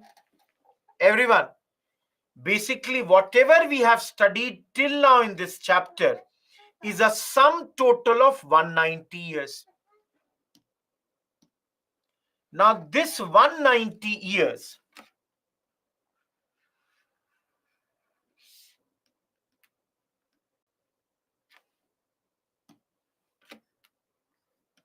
Rajni Palme Dutt, he divides it into 3 stages.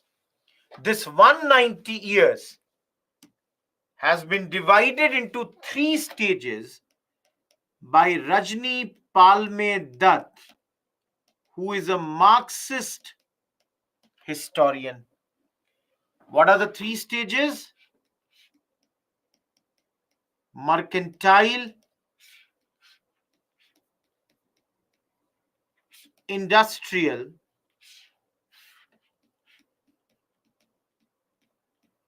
and financial stages. Please remember the order MIF. Please remember this.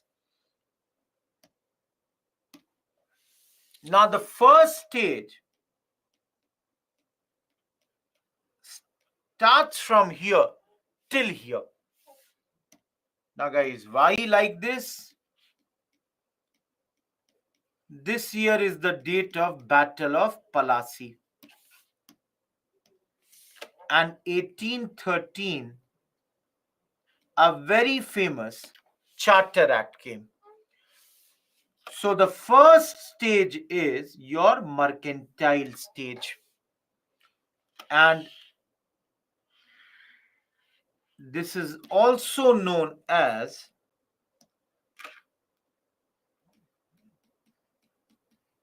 period of monopoly trade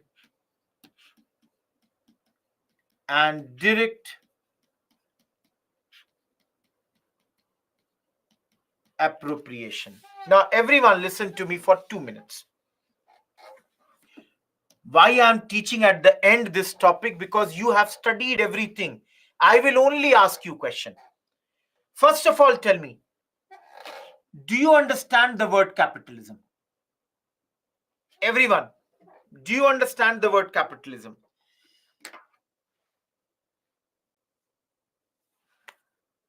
Everyone, it is a system in which means of productions are in the hands of few individuals.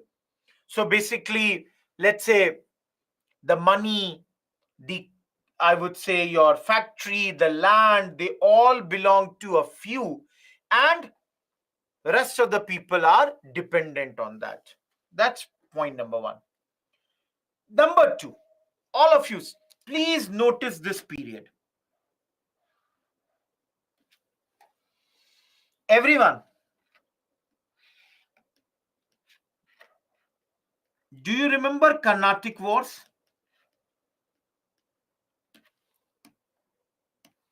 All of you, do you remember Plassey Buxar,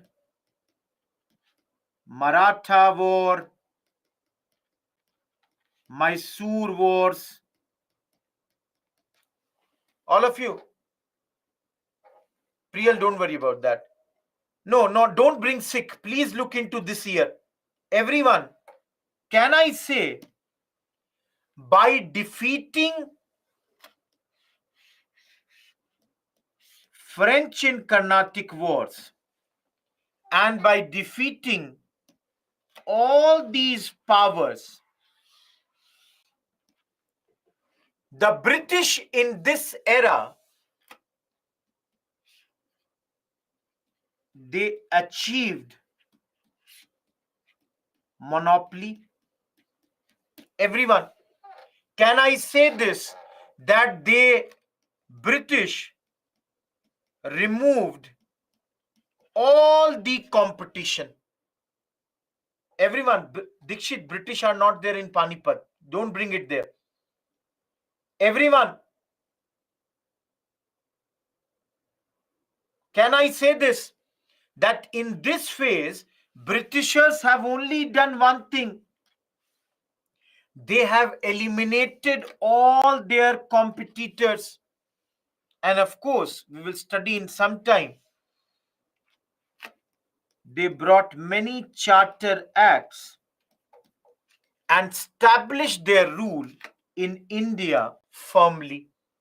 So all of you, can you see the other name of mercantile trade? Mercantile phase. Period of monopoly trade. Monopoly means only one. And got all the money directly appropriated in their coffers. Now, you people will tell me, will I be correct to say in this phase a lot of drain of wealth happened? Everyone, you people tell me, you have studied. Will I be correct to say drain of wealth happened in this phase? And if I tell you guys that some people say that 2 to 3% of national income of Britain in those days was used for industrial revolution. So basically the money that went to Britain was almost 2 to 3% of national income of Britain, and all this money was used for industrial revolution. Everyone, till here any doubt? Till here any doubt? Last point, and we are done with this. Last point, guys. Tell me if you understand this point or not. In this phase, no large scale import of British goods in India, rather an increase in export of Indian textiles. Everyone, did you understand this pink line? Did you understand this? For those who did not understand, please understand. Please, all of you. For example, Britain did industrial revolution. Do you think from the first day Britain will be able to sell their goods in India? Will they be able to do that? No, because Indians, they are not accustomed to British products. But all of you know, British traders, they take a lot of things from our country at this moment. They are taking a lot of material from our country. So invariably, guys, import was very less, but then export of Indian textiles was very, very high at this point of time. Lastly, tell me, is it possible that simultaneously, along with this, however, the weavers got ruined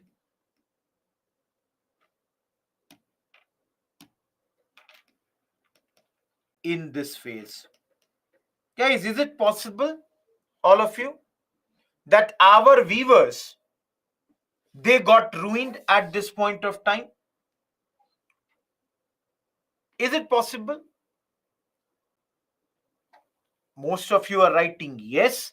For those who are asking how, please understand, this happened because company exploited them. We have studied that company would pay less to them while buying their goods, and also company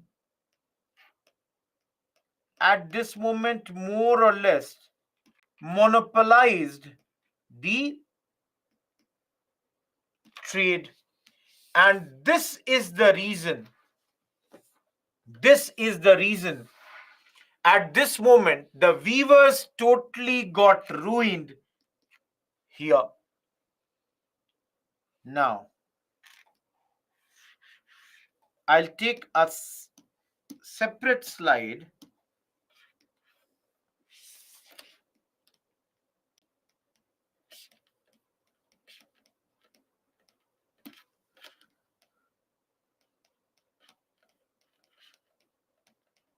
Guys, I'm teaching you all the 4 charter acts together.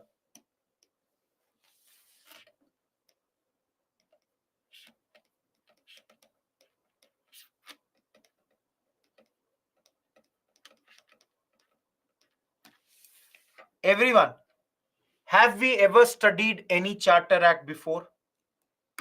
All of you, have we studied any charter act before? These charters are very important. All of you, those who are saying no, please go back and look into the second class of ours. No, just go and look at the second class, last week's Tuesday class. Now I will refresh your memory. Queen Elizabeth had issued a charter in 1600 to East India Company to go and trade in the eastern part of the world. Later in 1609, King James issued another charter, and this time he said, rather for 15 years, this charter will be for an indefinite period. Everyone, do you remember that now? All of you, yaad aa gaya? Bhuliye mat. Don't forget. So for every charter, let me give you some information. All of you.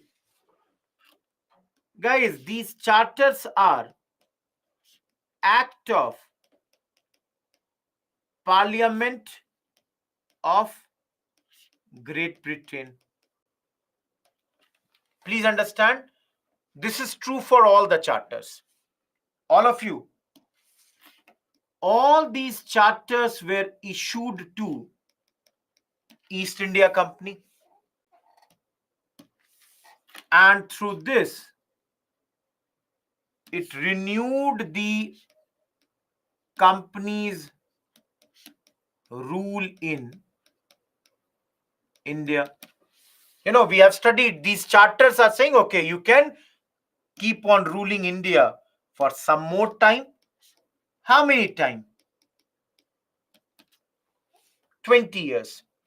Everyone. Now, I'll give you some example of drain of wealth here. I can take another. Friday's class, please remember how drain of wealth is happening. Salary of the staff and paid members of board of control now is on EIC. Number 2,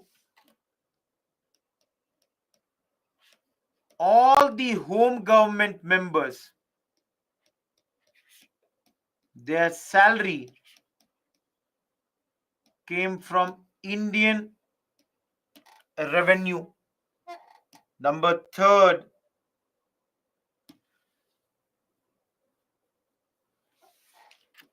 I'll take another.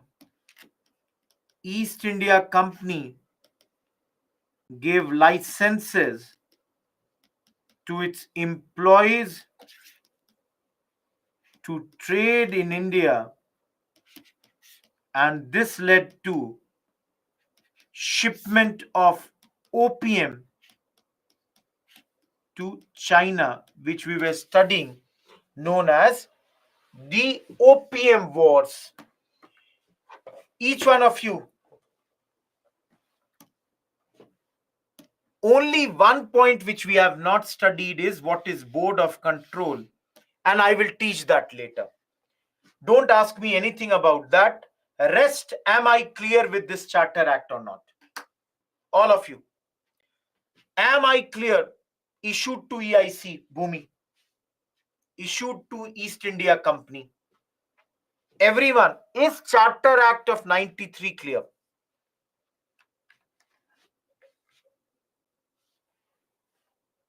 Satyam, opium trade. Palak, every charter was of 20 years. So Charter Act of 93 goes till 13. Home government, all the officers who are involved in India and working for them, salary. Chitturi, we did this on Friday's class only. Don't get repeating, the points here. Last point is we were talking about the opium wars. So the company's officers, they could take the opium from India and sell it in Britain in those days. Sell in China in those days, and through that they would earn a lot of money. We will study that, Sanskar. We have not done that.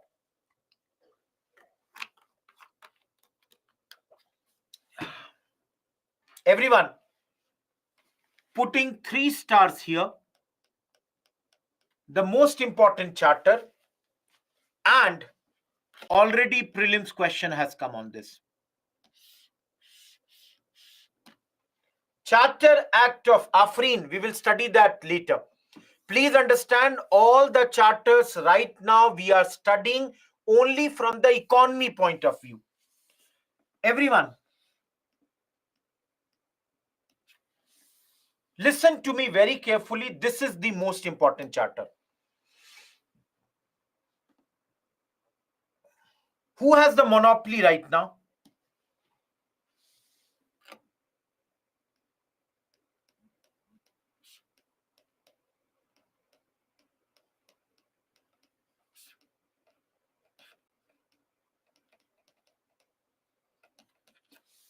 Everyone, listen. एकदम सुनना, बहुत ध्यान से सुनना. Everybody listen very carefully. Industrial revolution had happened. Guys, because of industrial revolution,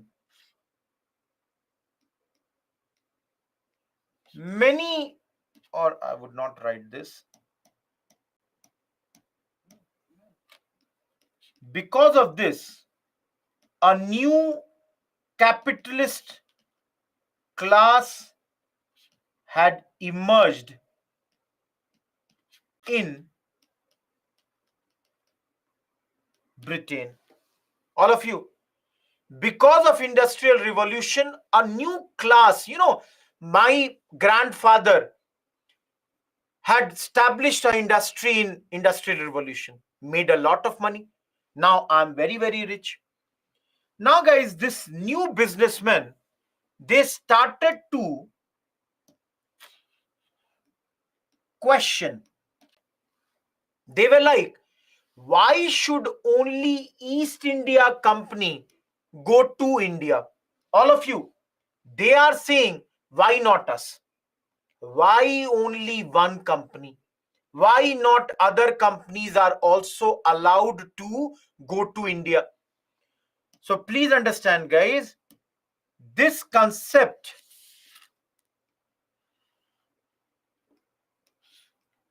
comes from the concept of laissez-faire. All of you, have you heard this term? Laissez-faire. Everyone, do you understand this concept, laissez-faire? What is this concept? In simple words, guys, it says no government intervention. That is, it is business. Let the business people handle this. Why are the government making the rules? Government should not make the rules. Give us the power to also go and do business in India. Number two, you would study in Britain, in world history.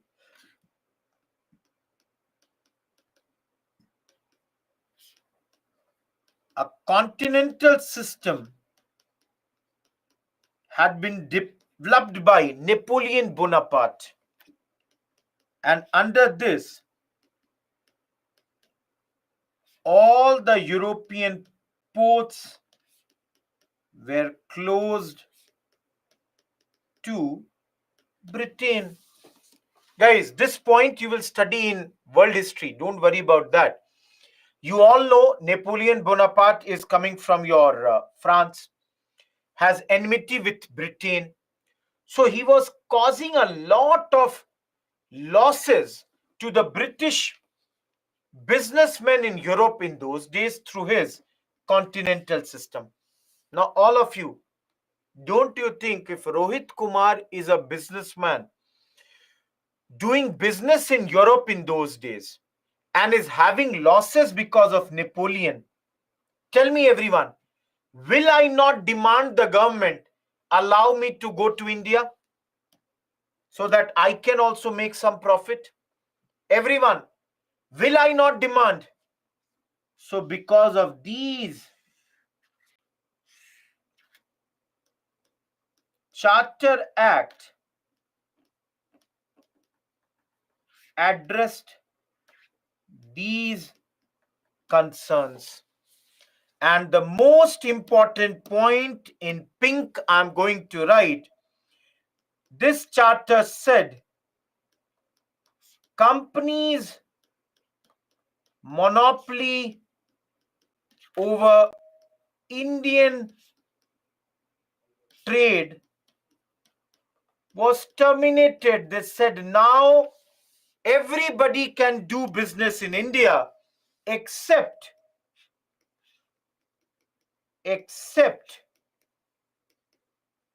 tea trade and trade with China. Please understand, guys, only two exceptions. Other than that, no other exception to East India Company. Only these two exceptions were given. And very clearly, government also said that Crown is sovereign with regards to British India. With regards to British India, it is the crown, that is queen or the king, that is totally sovereign. Now, everyone, this thing, this particular Charter Act ended the company's monopoly over tea and China trade also. So guys, this point which you saw, this exception, that also was ended by this Only one important point. Another, if you want to remember, the other name of this is St. Helena Act. Out of the 4 charters, the charter which is known as St. Helena Act is the 3rd charter. Last charter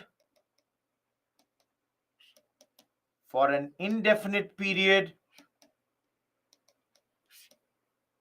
because no time frame was given. All the previous charters were known as for 20 years. This charter did not mention the time frame. That's why it is for indefinite period.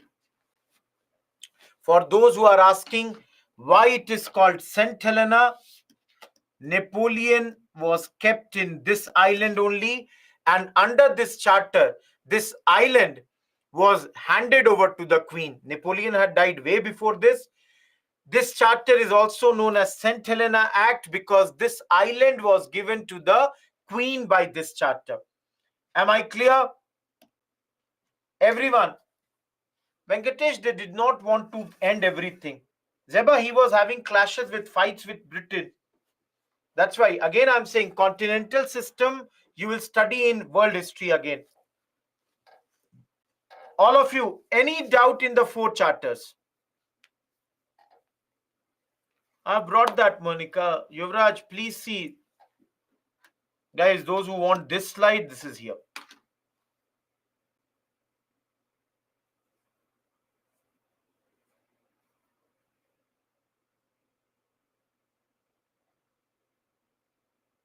Satyam, please check and tell me. Do the Google search. Nothing.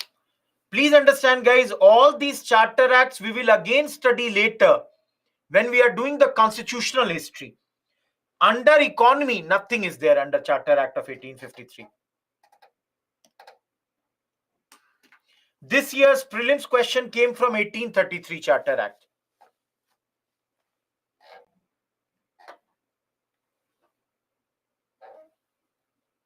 Bishwajit means no government intervention. That government should not, decide what is good, what is bad for business. We will see that, Bhumi, later. Prelims question, Friday's class, not now.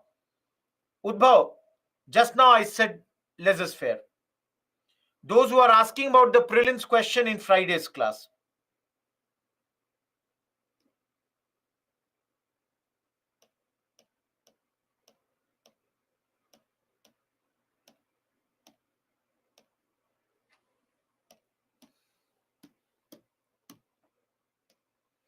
All of you, second phase. What is the name of second phase? Everyone, what is the name of the second phase?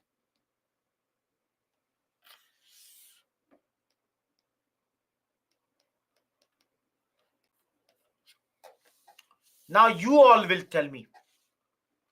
Everyone. Just now, when I was explaining the second charter, 1813, all of you tell me. We talked about emergence of new capitalist class, and this was due to industrial revolution. I've already said, repeating the same thing. They were criticizing EIC. Why? Because EIC had a monopoly with regards to India. So in this phase, and for those who are asking, Raj is asking, why are we calling it industrial?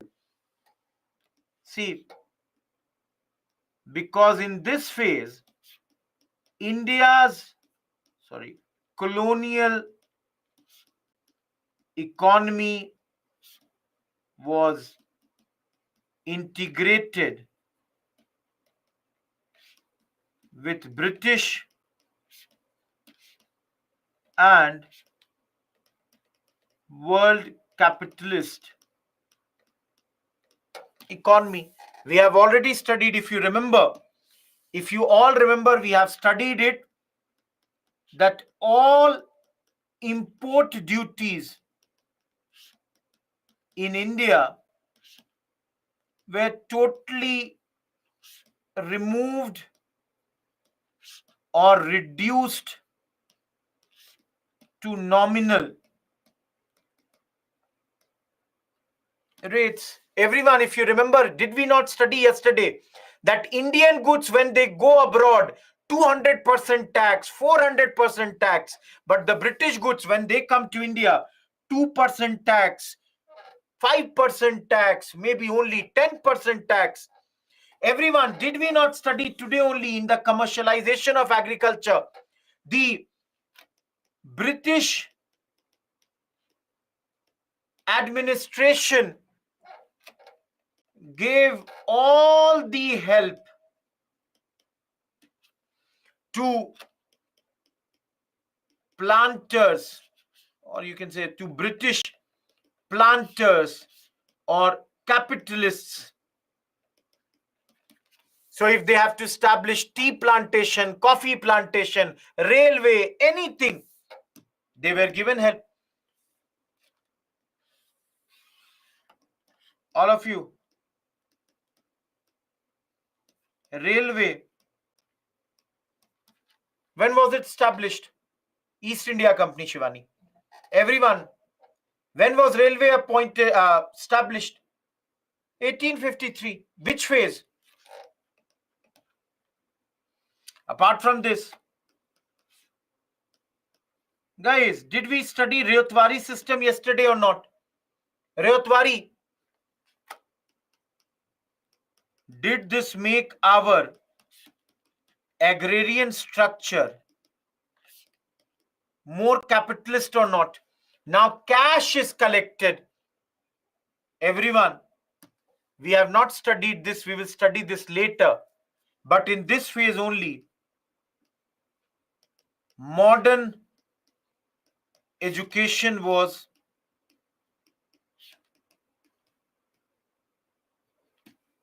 also introduced. Everyone, why did the British introduce modern education in India? All of you, why did the British introduce modern education in India?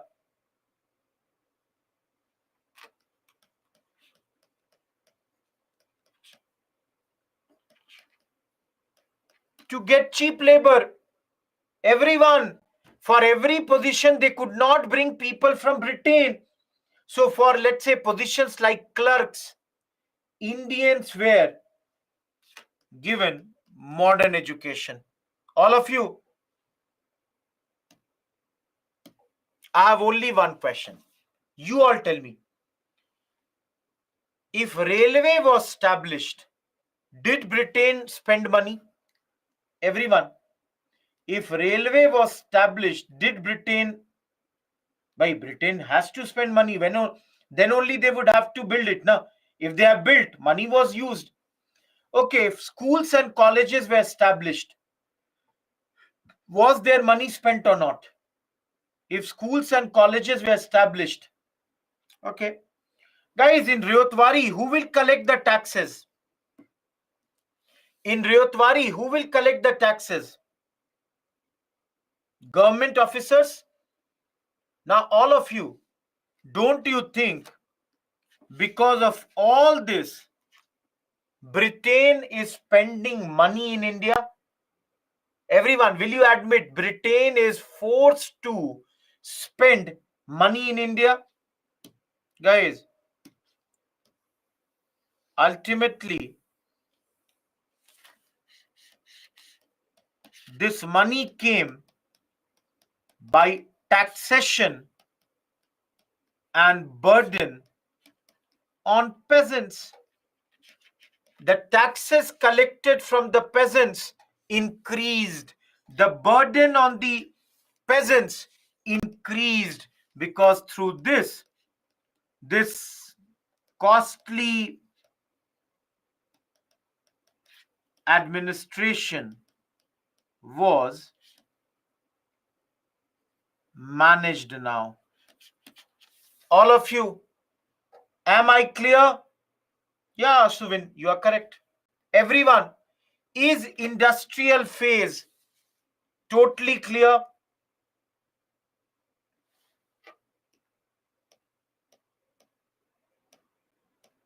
The two charter acts we have already done, so not doing that. Last phase, financial.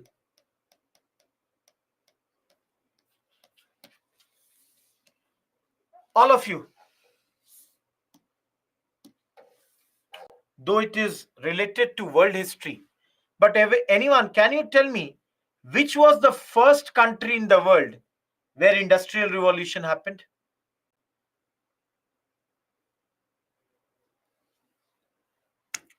Anyone who is saying anything apart from Britain, you are wrong.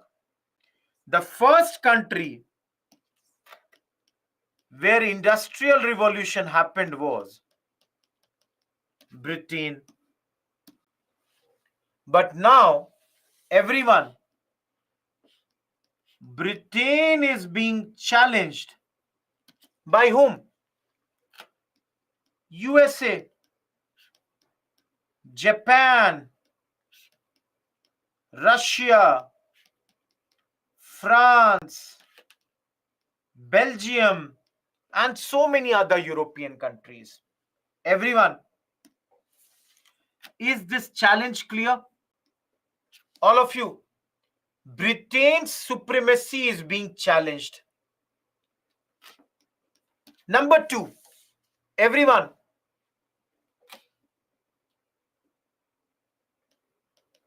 some scientific knowledge also happened here. All of you, what is the scientific knowledge?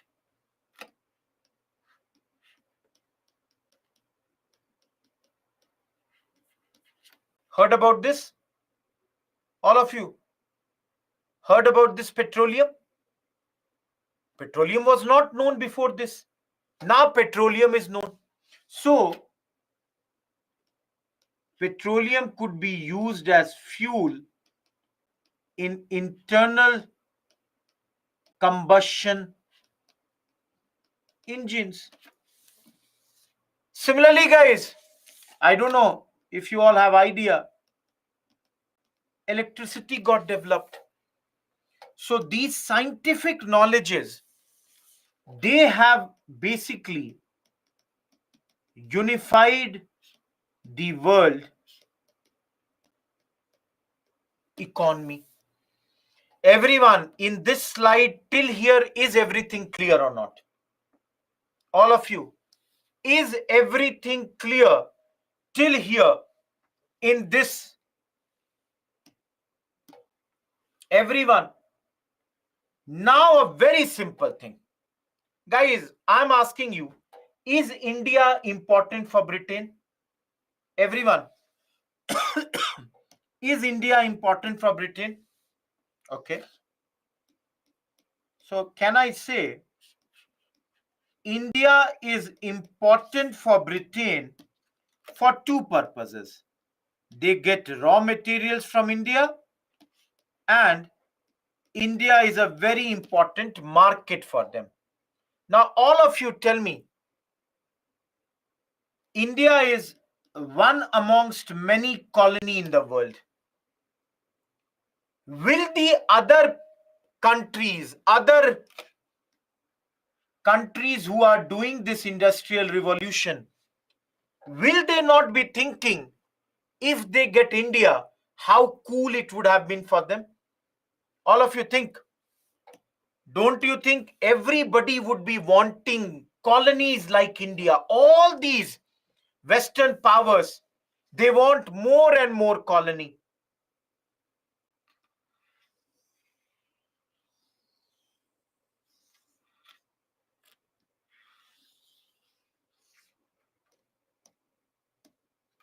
So guys, Britain now wanted to consolidate its power, or rather control, I should use the word, its control over India. Guys, how do you control India? They came up with, you might have heard this, theories like white man's burden. Have you heard this? All of you. What does Britain say? Britain says India is a backward country. India is having barbaric people. And the British, they have come to civilize us. Guys, they came up with theories like India needs permanent trusteeship. Trusteeship is, they are saying India is like a child, an immature child. We need to remain in India. We need to civilize them. We need to guide them. So all of you, the Britishers are trying to say and show that, see, their rule in India is very, very advantageous for Indians. It is ultimately helping the Indians. Everyone, am I clear this point? That is why now reactionary governor generals like Lytton, your Curzon, etc., came and started ruling over India. And we have already studied that in this phase, a lot of deindustrialization was done. At max, partial industrialization was done. Only a few select capitalists were allowed to do business in India. For example, let's say Tata's. Rest, they never ever allowed us to do business in India. Everyone, done with the whole chapter of economic history of modern India. Took me almost 7 hours to complete this. Today, yesterday, and almost half an hour or more than that on Friday when we were doing drain of wealth. Everyone, clear with this chapter? All of you clear with this chapter? Now everyone, those who have, if anyone has Bipin Chandra in their hands, tell me which chapters are these, chapter 5 and chapter 11. Is this chapter 5 and chapter 11? All of you, is this, if anyone, please see the index and tell me which two chapters are these. Chapter 5, thank you Chisti. And there would be one more, chapter 5 and chapter 9. Okay, done, thank you. For those who are asking which chapter to read from Bipin Chandra, chapter 5 and chapter 9, these are the two chapters that you will have to study from your Bipin Chandra if you want to do this too. Okay? Number 2, please understand everyone. Most of these points we have done here. Some people are saying chapter 4, it might be addition difference. It might be addition difference. So chapter 4 in some books, maybe check it. Everyone, please listen to me. Guys, in the book, for example, some people are complaining. The book language is very tough here. I know, guys, the book language at times is slightly not that easier. That's why I have said, read the PPT first, look at the book once, but you will find that we have covered way more than Bipin Chandra as far as this chapter is concerned. Everyone, am I clear with this? Much more than your Bipin Chandra has been covered in this particular book. Okay? Avnish, we are not going according to the order of the book. I have told every class which chapter you have to read. Way more than that. And in NCERT, class number 8, chapter number 3, you can do that. Guys, again, those who are asking, let me tell you, for 2 minutes, listen to me. How should you go about this? First thing is, listen in the class. Number 2, once you have done in the class, some people are making the notes in the class, or after the class, prepare your notes. That would be very concise notes. Then, after the notes, you can open the book.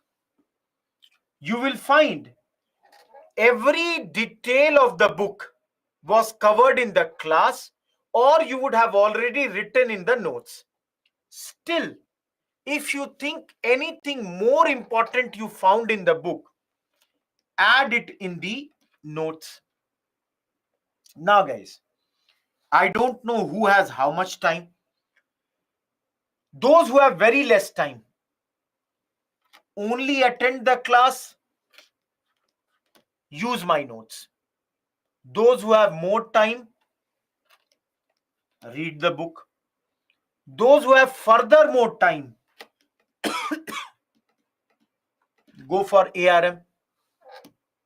Those who say that, sir, we are preparing for 2026, we have more time, go for another book also, not a problem. ARM say is additional reading material. Every day you get additional reading material also.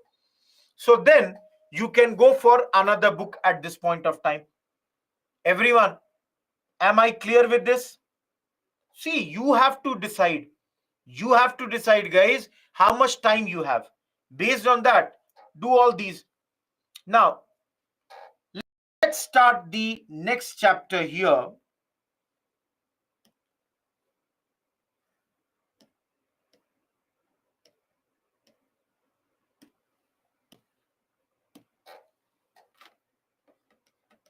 Very, very important chapter. Very important. Thank you, Arpita. I've shown in the first class only a lot of question in prelims has come from this area, and a lot of questions in mains also come from this area. Again, if you look in your NCERT, guys, which two chapters? I think chapter 6 and chapter 11. Tell me. Use my notes, Shivani. Everyone, which two chapters? Chapter 6 and chapter 11. All of you, chapter 6 and chapter 11 of your Bipin Chandra is this. Very lengthy.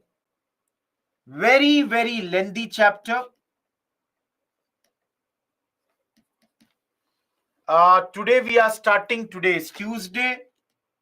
We will do it on Tuesday, on Wednesday, and till Friday. We are going to do this. Now, this chapter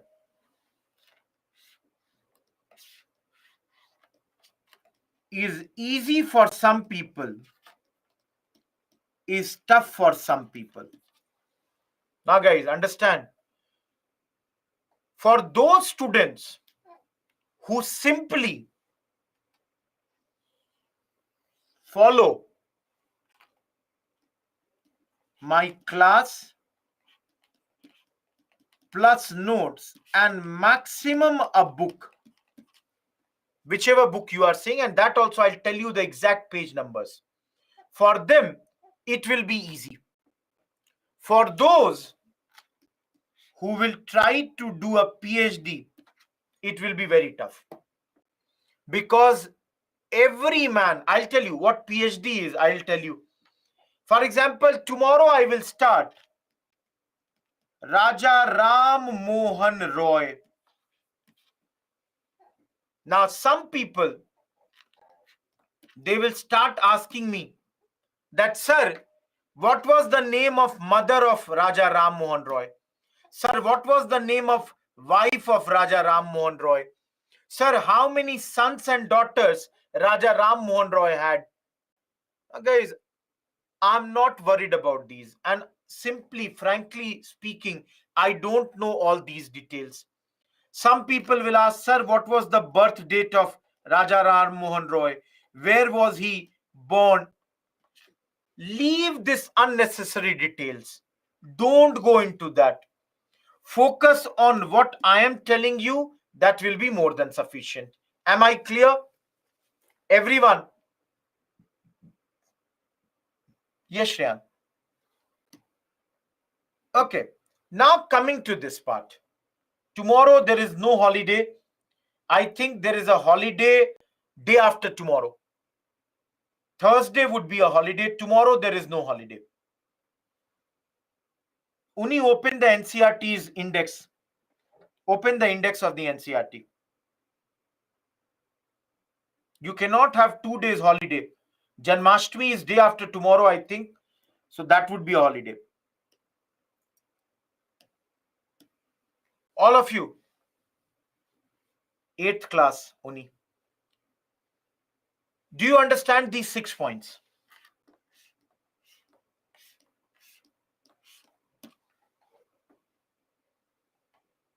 Anyone who does not understand any of these 6 points? These are the issues faced by women in 19th and to a certain extent even 20th century.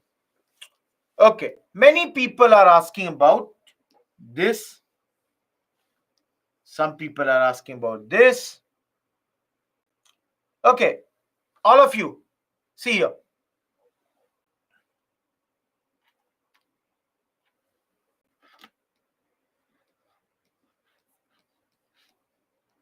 Husband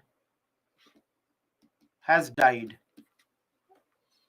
Now, many ladies in the upper societies mainly, and specifically in Bengal, but then in other areas also it used to happen.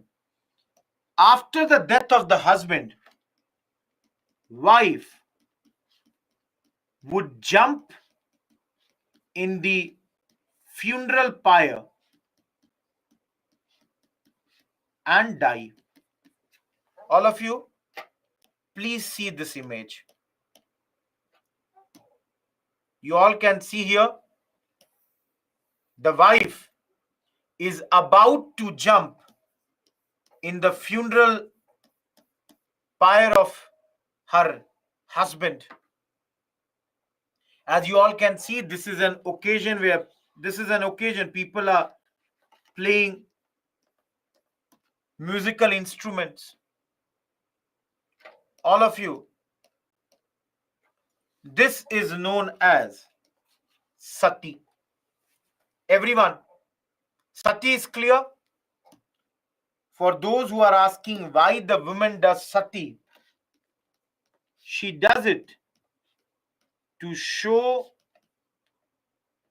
that she is a pure and virtuous woman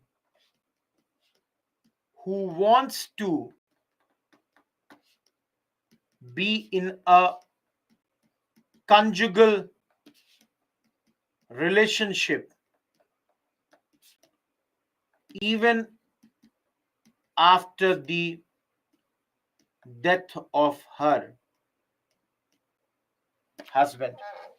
Guys, this is to show that, see, she's a very good lady, pure lady, and she wants to stay, with her husband even after the death of her husband. Please understand this sati, to it only, many people, they get confused. There is something called Johar. In medieval times, no, sati happened before that also, Rahul. In medieval times, when the invaders would attack, the Rajput ladies, in order to protect their honor, they would commit mass suicides in order to protect their honor. So there is a difference in sati and Johar. Am I clear, everyone? Johar, Gayatri, I said now. Now, all of you, let's say the husband has died, and all of you, see here, wife does not commit sati. See, I'm telling you, I don't look at historical movies. If the husband has died and the wife does not commit sati, all of you, she will become what? Widow. Now, if you all have the idea, the condition of widows in India was very, very poor. How? They had to, first of all, live everything that gives her happiness. For example,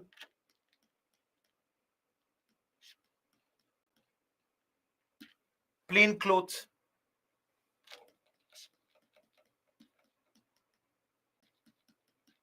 no jewelry. A lot of times, quit, let's say, non-veg food, live outside the homes. Separate homes would be there for them. If young widow, then she won't be allowed to participate in auspicious functions. And for all the girls who are in the class, you all know that the hair is a very, very beautiful and very important element in the beauty of the girls. So their head would be shaved. They would be asked to become bald and later keep short hair. Everyone, am I clear? Thank you, Parul. All of you, am I clear with this last 3 points? Sati, condition of widow, tonsure. Okay. Now come to the first 3 points. And let's begin with this one. Gender inequality. Today we talk about the third gender also. In those days, we are talking about 2 genders only.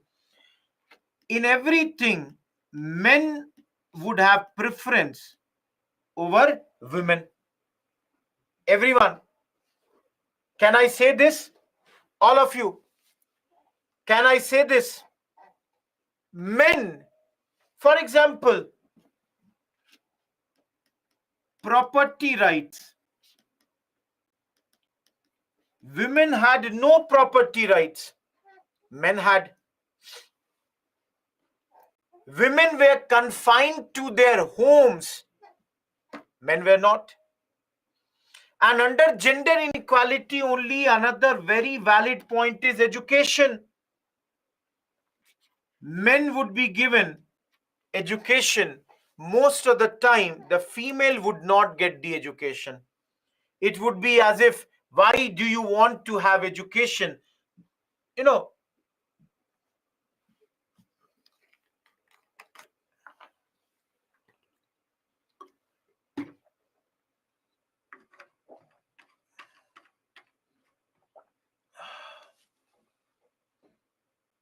am I clear?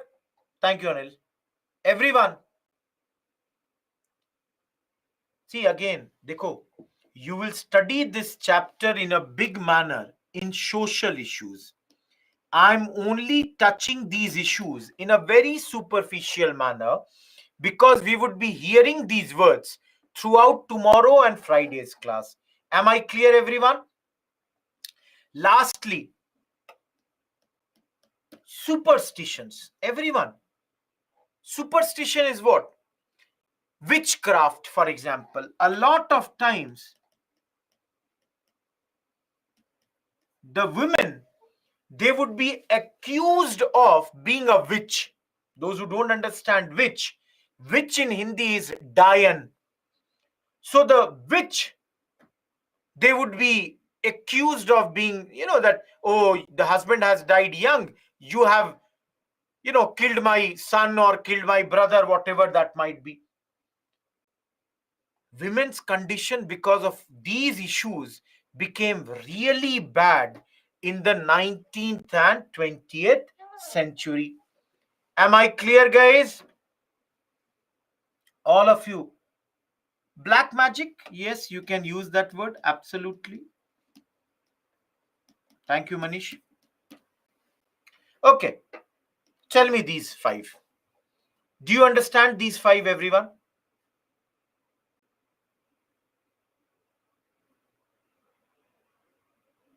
Everyone, do you understand this? Dipti, it is parda. Parda, for example, in Muslims, for example, you see, the hijab is there. Similarly, in Hindus, ghungat is there. So a lot of these, you know, times this dressing was a forced thing. See, if you are asking me my opinion, guys, my opinion here is very simple. What a girl wants to wear is her prerogative. Nobody else should dictate it to her that what she should wear and what she should not wear. So, if you are asking my opinion, this is mine.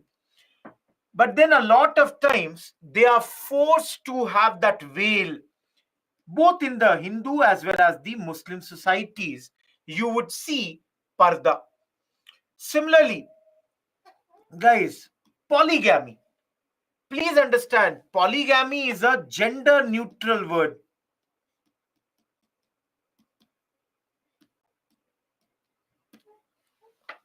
Guys, what are the two terminologies under polygamy? Anyone? Polygamy simply means to have more than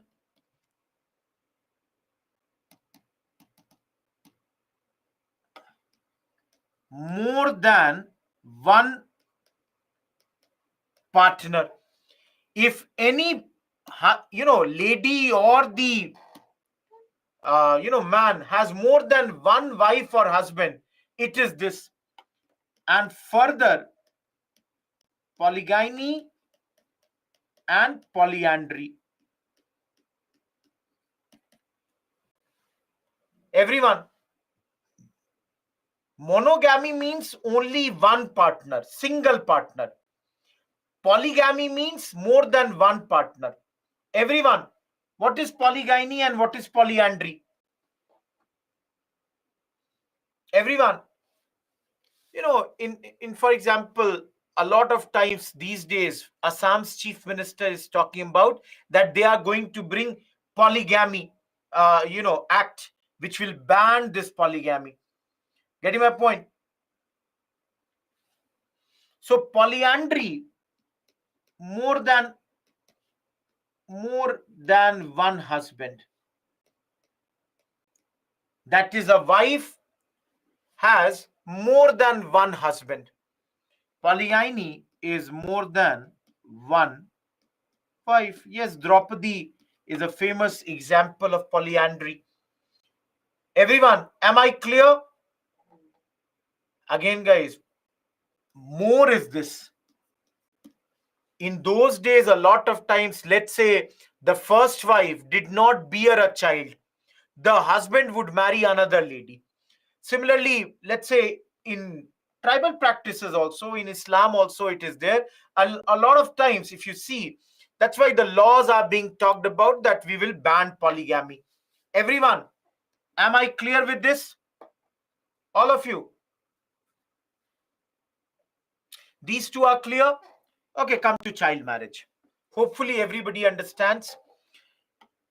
4-year girl married to 6-year boy. Sometimes 4-year girl married to 14-year boy. Sometimes 4-year girl married to 24-year boy. Anything can happen.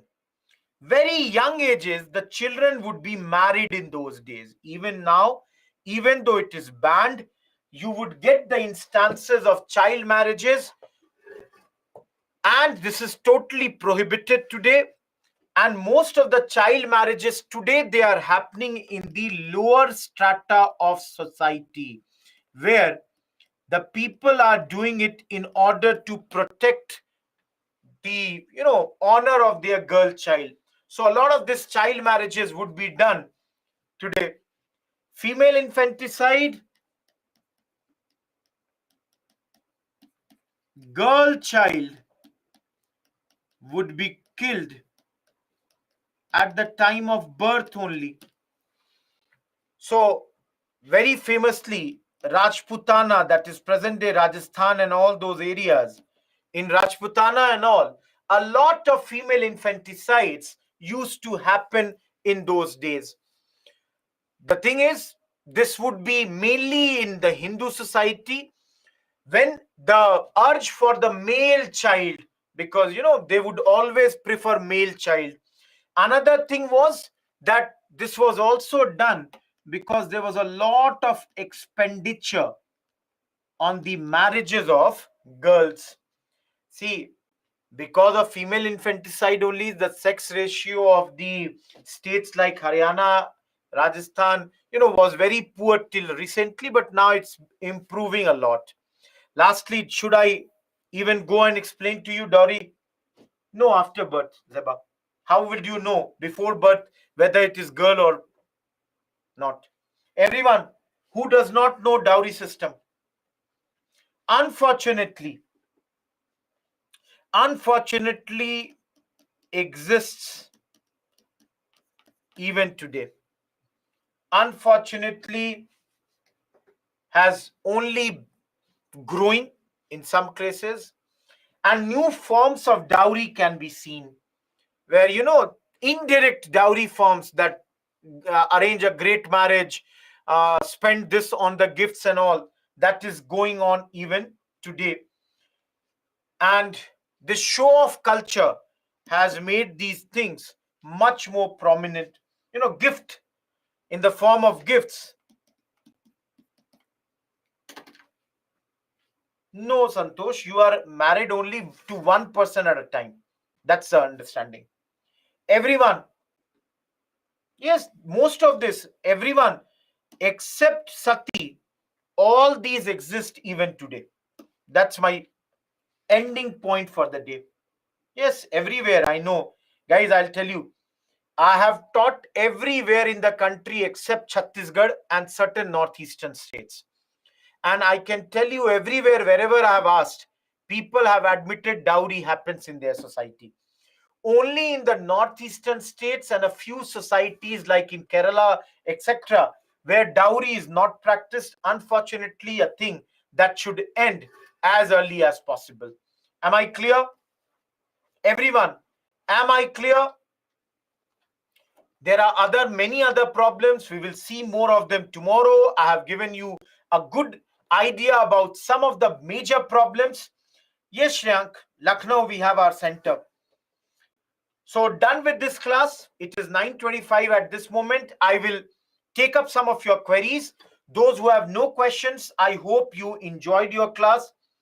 Thank you. Yes, Mohan.